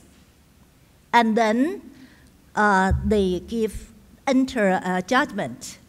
And for the similar litigation, they just copy the judgment. Bem interessante. Apesar de ter esse sistema de processo representativo, na verdade é um sistema que as pessoas não gostam muito, porque ele é complicado demais, o representante não gosta porque ele tem que gerir todo esse grupo que se cadastrou, e isso é muito complexo para o representante, o juiz não gosta porque o processo é muito complexo, e o governo não gosta porque a atividade de massa é vista como problemática e ela pode sair de controle, então, pelas questões políticas, isso não é muito bem visto, inclusive pelo governo. Então, na prática, o que eles acabam fazendo é uma coisa muito similar ao nosso IRDR. O que eles fazem é escolher um caso modelo, julgar esse caso modelo e depois reproduzir a decisão desse caso modelo em todos os outros casos. And there's still have problems about the due process and the procedural right protection. Há uma pilha de problemas em você imaginar que o seu caso foi julgado a partir do xerox do caso do outro. Então, o caso do outro foi julgado e a decisão foi simplesmente copiada para o seu caso. If I may make a comment, we have exactly the same problem here. Yes. So the balance between the efficiency and the protection of the procedural right cannot be always balanced. It's difficult. Then I give a word of comment. Who care about the procedural right in China? The government don't care, and even the parties, they don't care about this. They want money, they want a compensation. If the result is good, is a property, is reasonable, they don't care about this. But the lawyers and the professors do care. A questão é que, apesar de todos esses problemas processuais, ninguém liga para as garantias processuais. Os partidos não se importam, o governo não se importa. O que interessa é, se o valor for razoável, se o resultado for razoável, as pessoas não estão nem aí para as garantias processuais. Quem se importa com isso são os professores de direito, são os advogados. And we have a compromise for mass tort. It's not written in any laws, but it's in practice. For example, one serious event was the poisoned milk hurt the vast of consumers, and then the compromise is we have the company of the milk. Several important companies have a foundation, and the government and even the Supreme Court get into the negotiation. And then they give the most of the consumers result. It's not a mediation, it's not a settlement. It's just a mandatory suggestion. Suggestion should be should be voluntary, but it's a mandatory suggestion. Então, ela está explicando um caso em que você teve uma contaminação no leite. Professor McGovern was talking about the same case today with me in the car. Eles tiveram uma grande contaminação de leite na China, e o que acaba acontecendo é que, na prática, não se fazem acordos. O governo e até a Suprema Corte entra nessas negociações e faz uma sugestão compulsória de como esses acordos, como esses casos devem ser resolvidos. E aí essa sugestão compulsória acaba sendo aceita pelas partes. The only agreement is if the consumer accepts this settlement, they promise not to go file litigation again. But some of them, later, they found the further damages, which was not found at the settlement entered. It's allowed for them to file the further litigation. É permitido que os consumidores, apesar de ingressarem no acordo, queiram pedir danos adicionais se tiverem alguma causa específica. Yeah. Anyway, since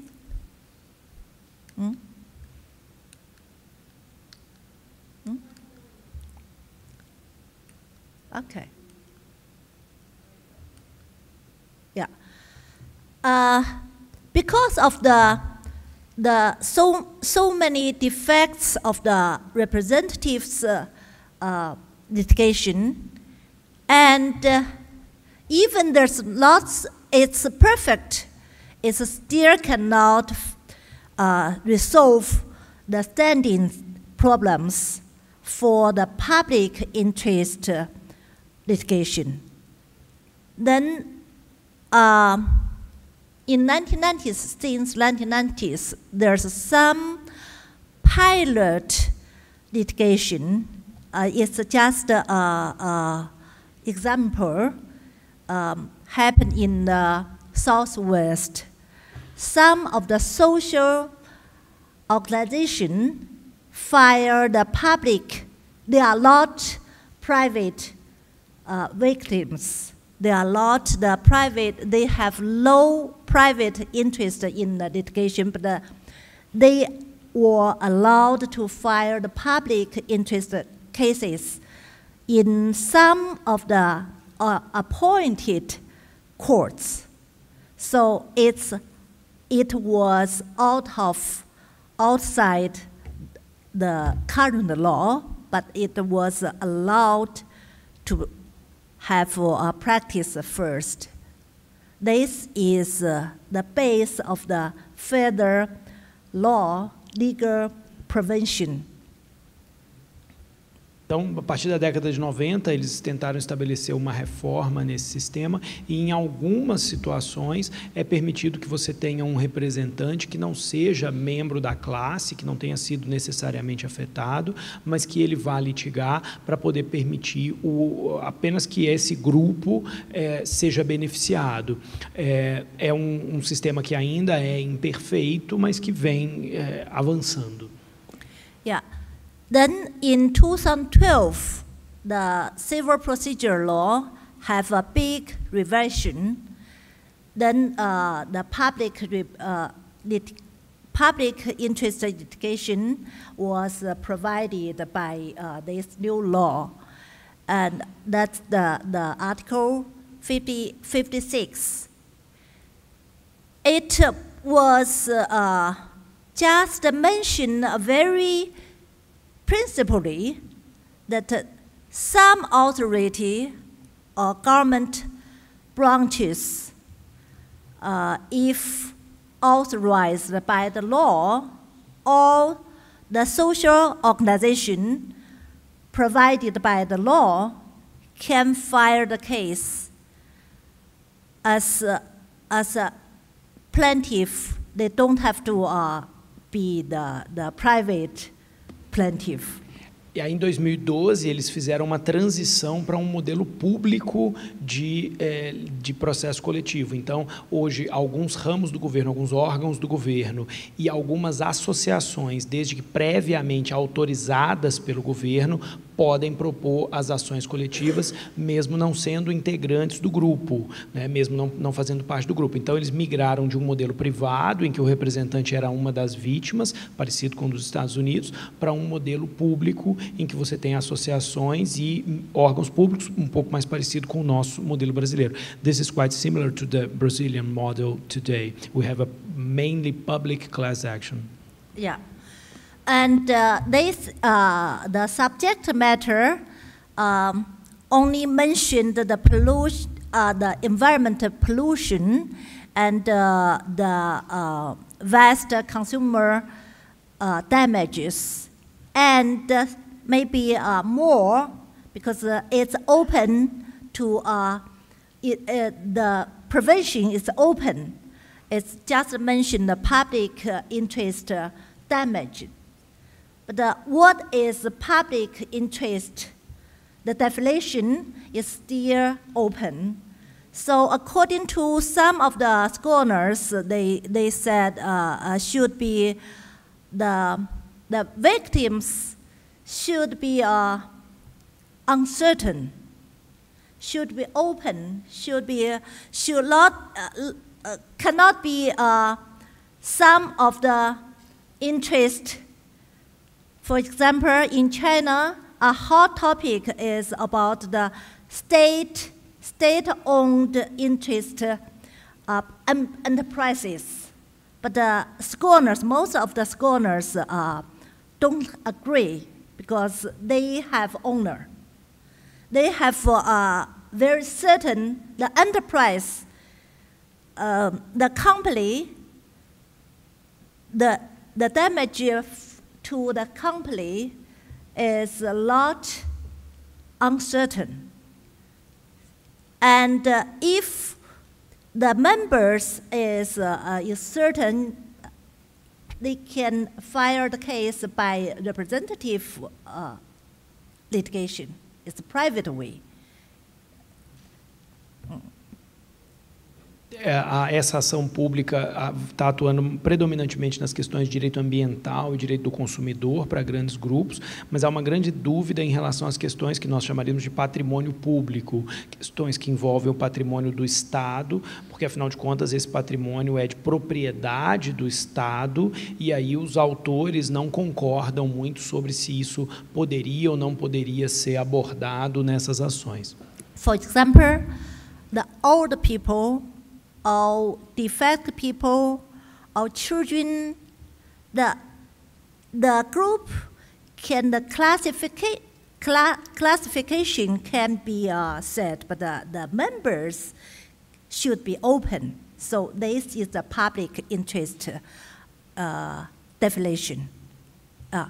And for the plaintiff, it is under the law is still uncertain because it depends on which law provide.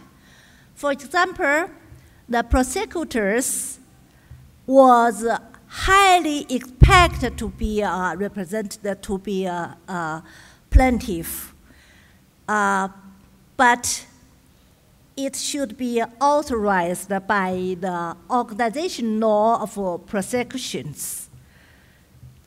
The Congress said a procedure law cannot authorize public department. Some authority should be given the constitutional law or the organization law can give them the power. But this result in after 2012 we have this public interest litigation, but in practice not many such kind of cases because the plaintiff is not very set. Then we have in 2015 we have another more clear additional prevention.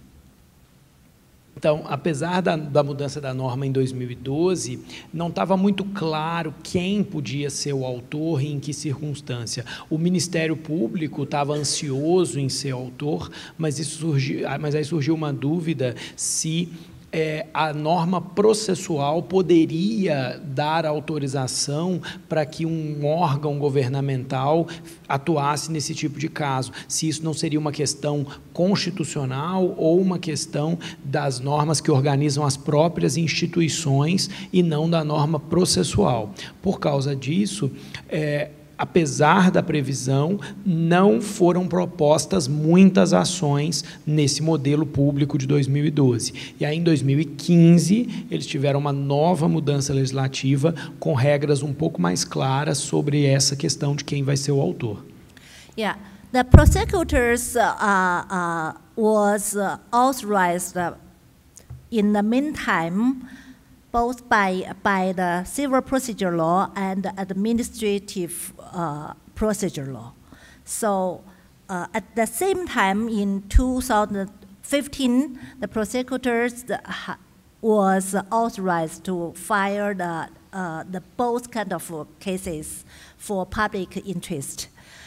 And in back to the social organization, it depends on, still depends on the specific law. For example, the consumer association, the plaintiff's standing of consumer association based on the consumer protection law and the environment cases, the plaintiffs are authorized by environment law. So it is separately.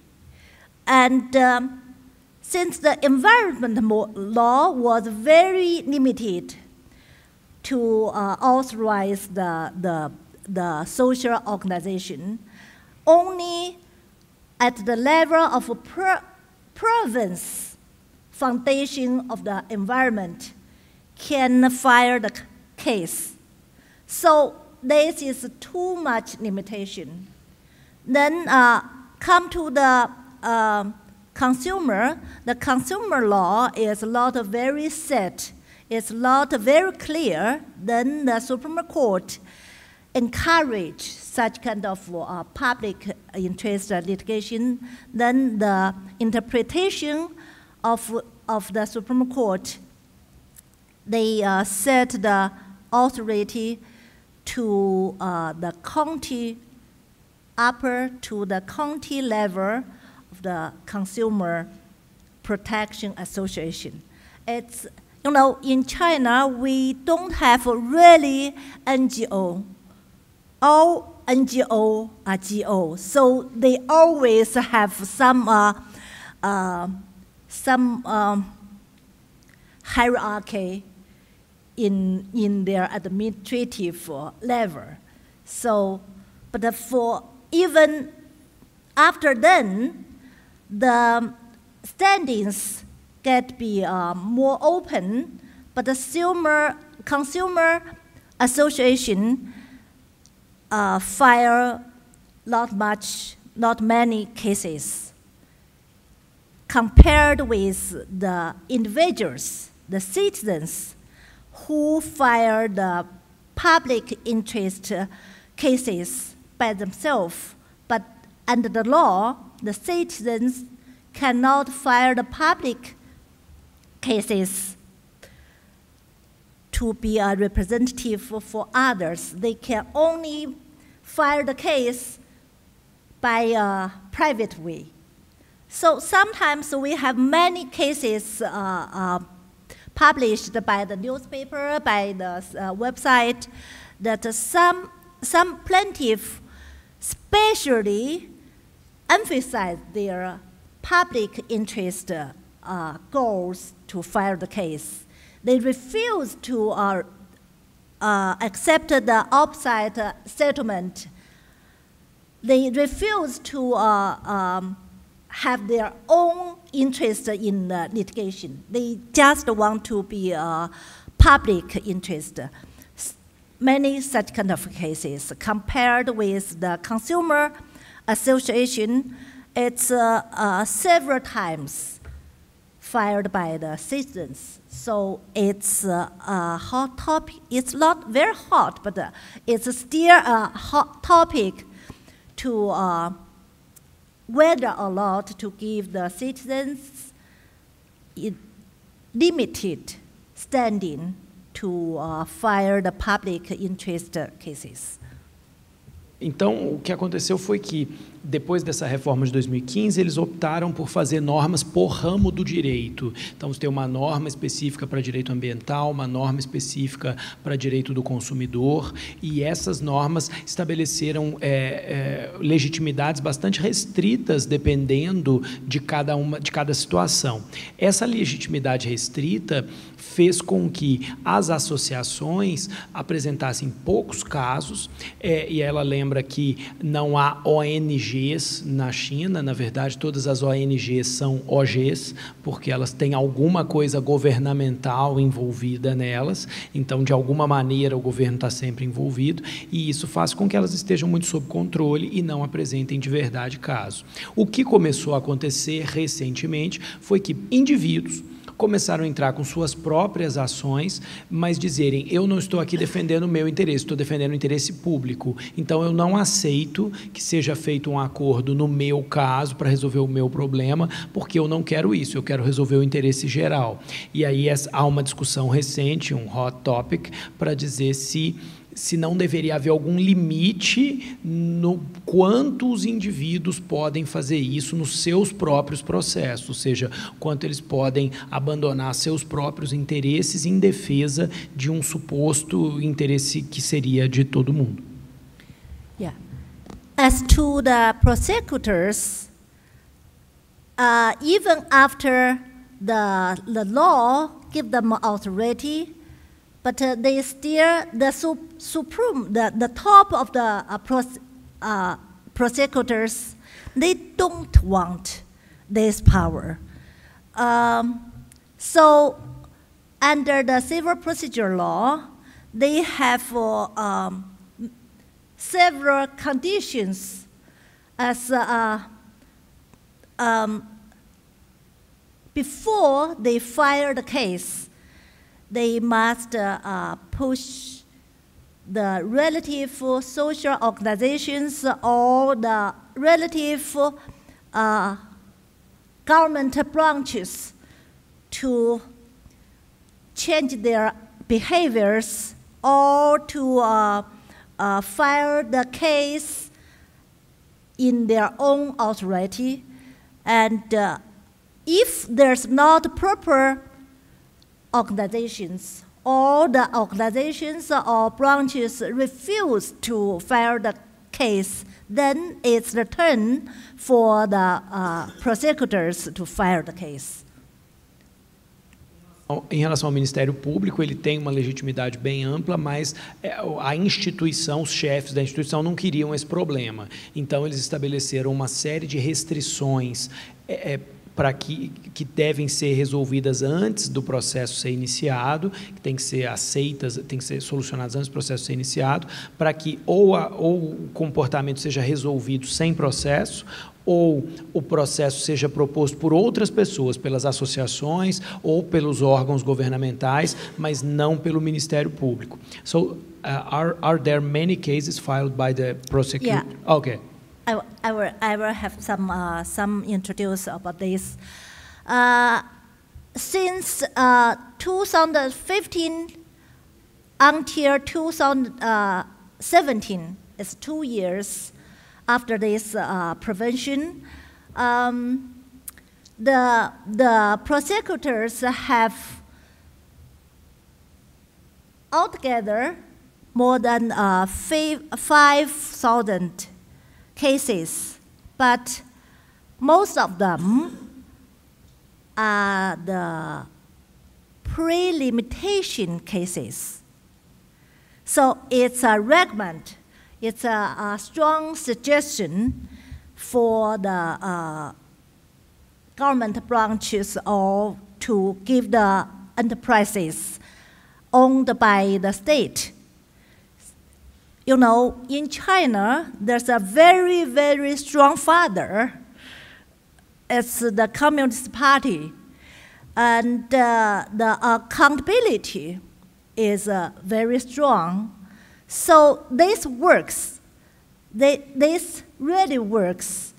When the prosecutors give the suggestion, the word is soft, but the result is very tough. So if you get the suggestion from the prosecutors, but you refuse to do right things, then the result of the social effect, this word is very important in China, the social effect, social influence will be a very strong cause of accountability. So mostly, such kind of prosecutors' suggestion will change something.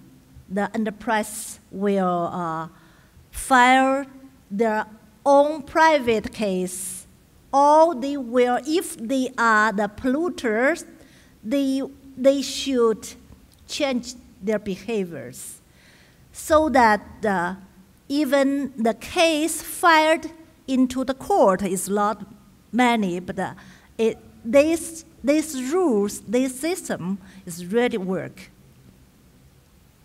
O que acabou acontecendo foi que o Ministério Público recebeu em 2 anos aproximadamente 5.000 casos, e o Ministério Público apresenta uma espécie de recomendação extrajudicial para que a pessoa resolva aquele problema. E esse efeito social dessa recomendação é muito poderoso na China. Então, embora a palavra seja uma recomendação, na verdade, a força dessa recomendação do Ministério Público é muito grande e as pessoas acabam resolvendo o problema por conta própria. Eu estou um pouco com inveja, claro, disso, mas I'm saying I'm kind of envy because I'm a prosecutor, so here people do not respect me as much as this.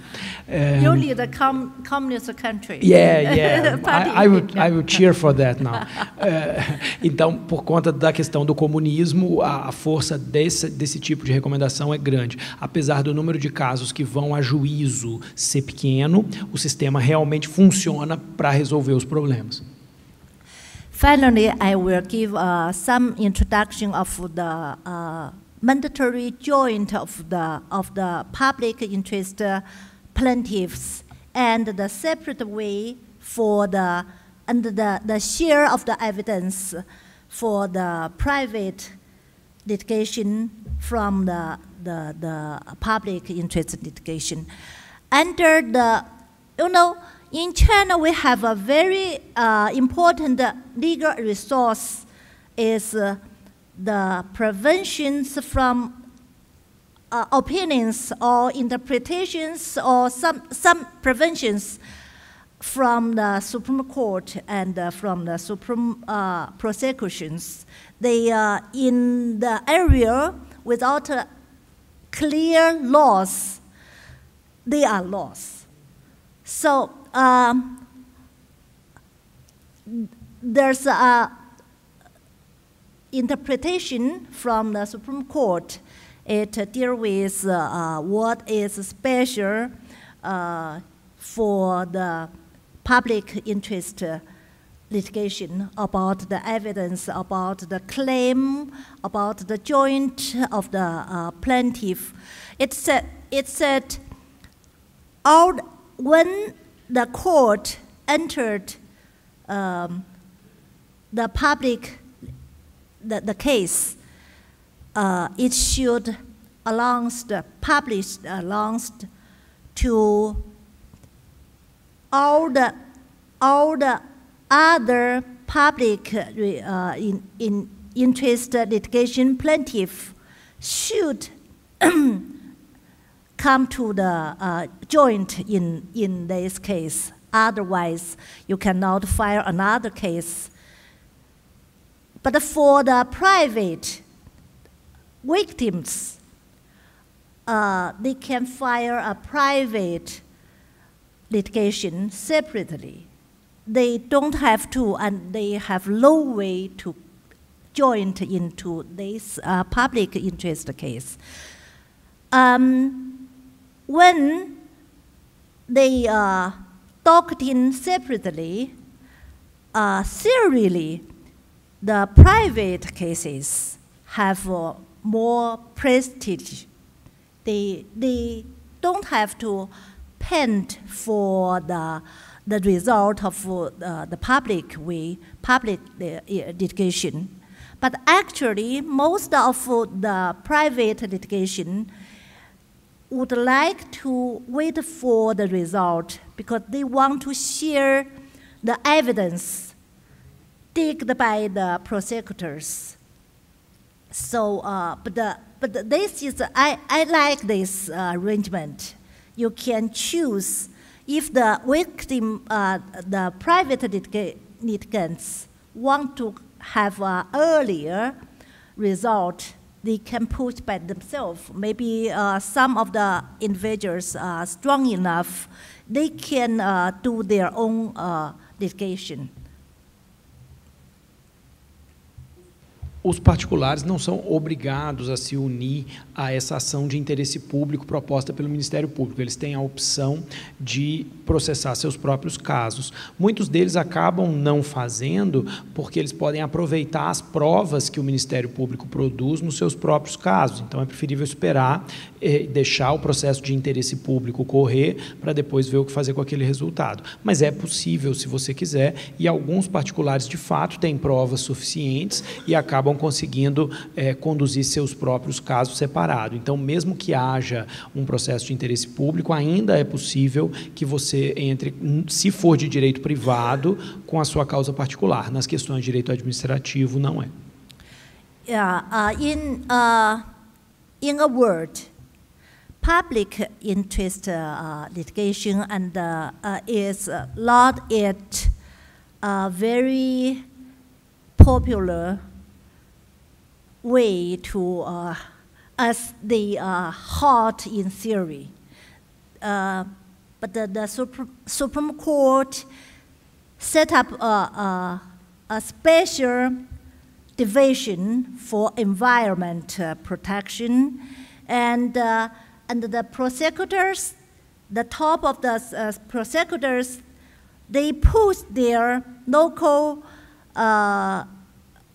department, but still the motivation is a lot so great for both the prosecutors and the social association.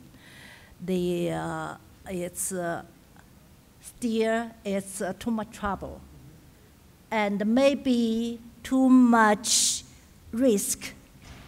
If there's some sad stories, some self-suit or some other sensitive event happened during the case, so it is still pushed by the authorities and by the scholars, but it's not as good as we expect. Thank you.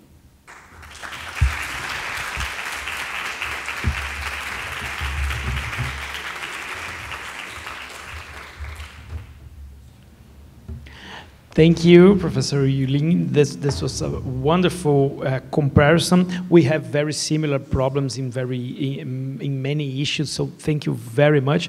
Professor Hall had a question, if you can present it.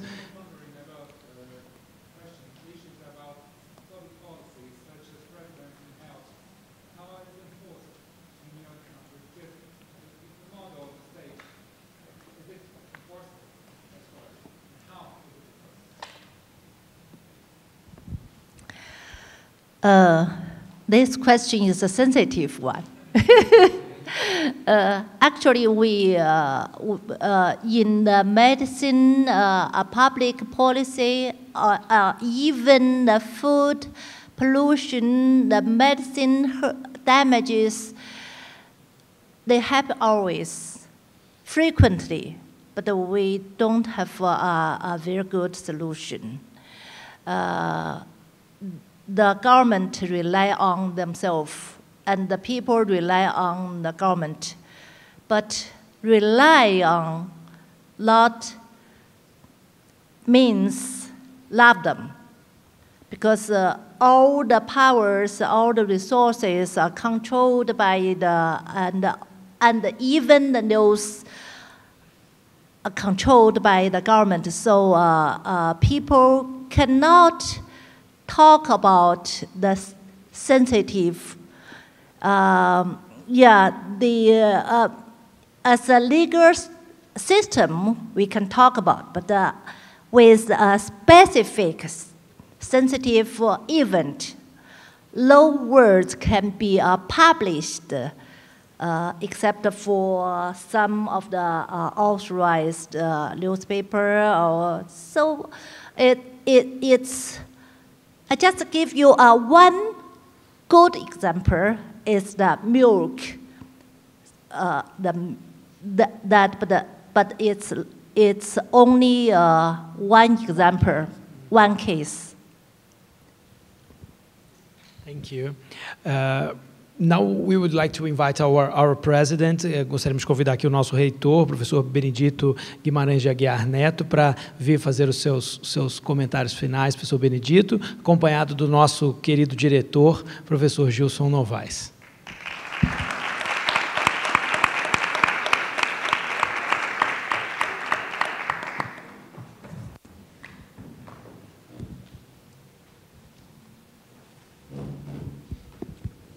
Nice to meet you. Nice to meet you. Thank you. Thank you very much. Okay? Melhor. Acho que não precisa.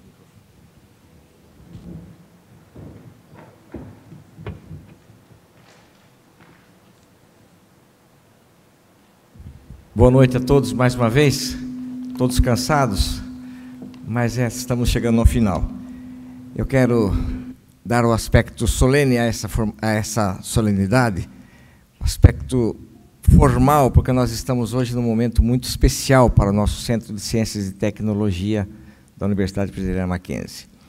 Eu queria dizer que o Centro de Ciências e Tecnologia de Campinas está muito engalanado nesta noite por estar recebendo essas duas figuras exponenciais do mundo jurídico.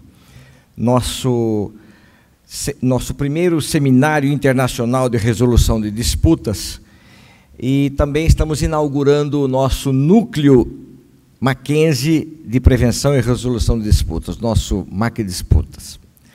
A missão de um curso de Direito, como todos vocês sabem, é difundir conhecimentos que permitam a solução justa dos conflitos na sociedade. E é essa visão que nos guia na Universidade Presbiteriana Mackenzie como um todo, e também aqui no Centro de Ciências e Tecnologia em Campinas.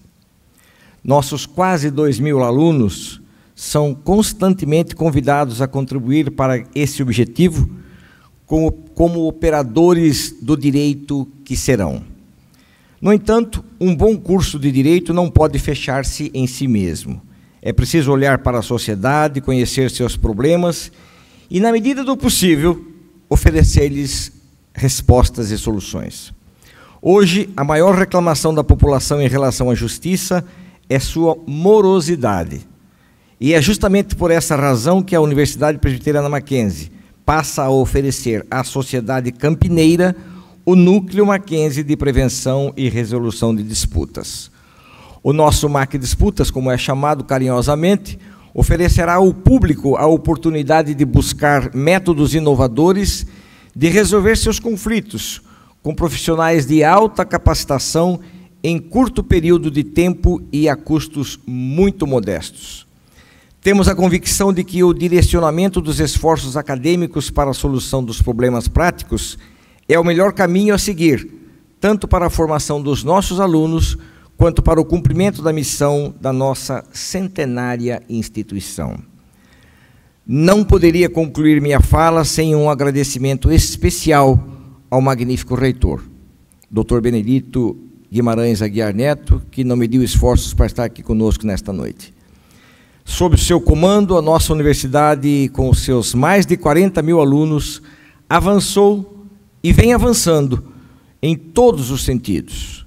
Seu olhar para Campinas permitiu a criação, há 2 anos, do nosso Centro de Ciências e Tecnologia, atualmente com 4 cursos de graduação, passando a ser a 9ª unidade acadêmica da nossa universidade.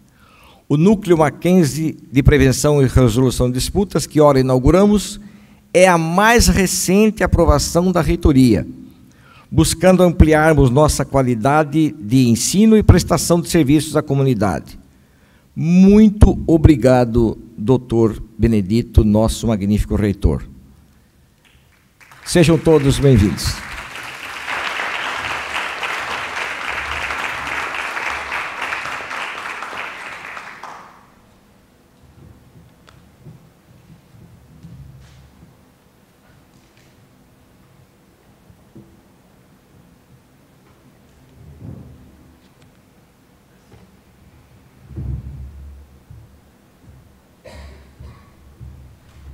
Boa noite a todos. É um grande prazer estar aqui nesta noite. Desculpem o atraso, mas a chuva me pegou. Talvez seja bom, doutor Adilson, traduzir um pouco aqui para... Não vou me arriscar a falar inglês aqui, não. Me atrasei um pouco na chuva torrencial de São Paulo para cá, mas foi um grande prazer estar nesta noite aqui assistindo belíssimas apresentações. Aprendi muito, apesar de não ser da área do direito. Eu sou engenheiro, mas, naturalmente, falar em resolução de conflitos e mediação é tudo que eu faço no dia a dia. Na verdade, eu acho que o grande desafio do reitor, nos seus afazeres diários, residem exatamente na administração de conflitos. Uma comunidade de cerca de 1.200 professores, 40.000 alunos, imaginem a riqueza de conflitos que nós temos no dia a dia.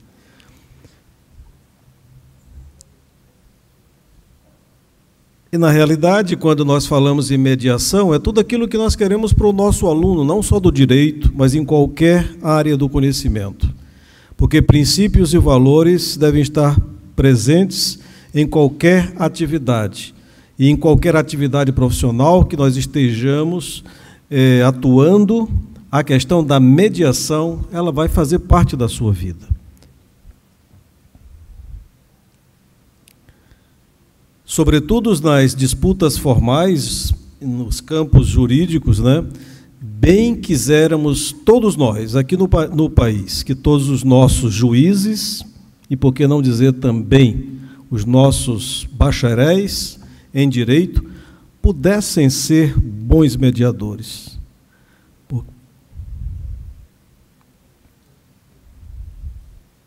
E é o nosso desafio como educador, desenvolver habilidades, desenvolver atitudes nos nossos alunos, de tal maneira que possam fazer diferença numa sociedade contemporânea em que as disputas, os conflitos, não é? A concorrência, ela faz parte do dia a dia da vida de todo profissional e fazer parte de vocês como advogados, futuros advogados, futuros operadores do direito nas suas várias modalidades, porque a mediação, ela faz parte daquilo que nós queremos, aliás, a capacidade de mediar, ela faz parte daquilo que de tudo aquilo que nós queremos para os nossos alunos, que princípios e valores possam estar presentes e que as relações interrelacionais, em que o respeito possa estar presente em todos os contatos, em todas as relações que vocês vão ter nas suas vidas profissionais.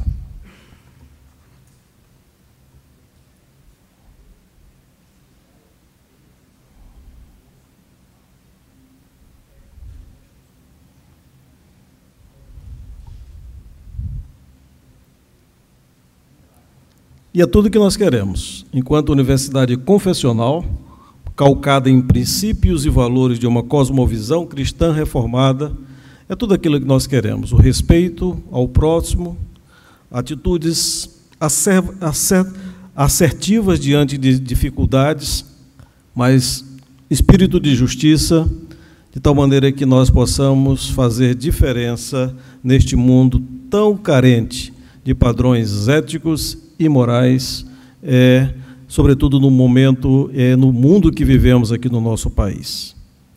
Então, mais do que nunca, queremos agradecer a presença dos nossos palestrantes internacionais, não é? A professora doutora Yulin Fu, não é? Da Universidade de Pequim, na China, e também ao professor Francis McGovern, da Duke University, nos Estados Unidos. Sejam muito bem-vindos, sei que foram muito bem tratados, porque isso faz parte da nossa hospitalidade aqui em Campinas, não é? E queremos também dizer que será uma grande satisfação tê-los de volta aqui conosco em outras ocasiões aqui na nossa universidade. Ao professor Gilson, nós queremos parabenizar pela iniciativa, pelo trabalho desenvolvido aqui no CCT, campus Campinas da nossa universidade, não é? Ao professor Adilson, ao professor Raul, que são coordenadores do núcleo de disputa, que nós inauguramos a partir de hoje, mas que terá instalações próprias e bem apropriadas, não é? Para o desenvolvimento do trabalho aqui em Campinas.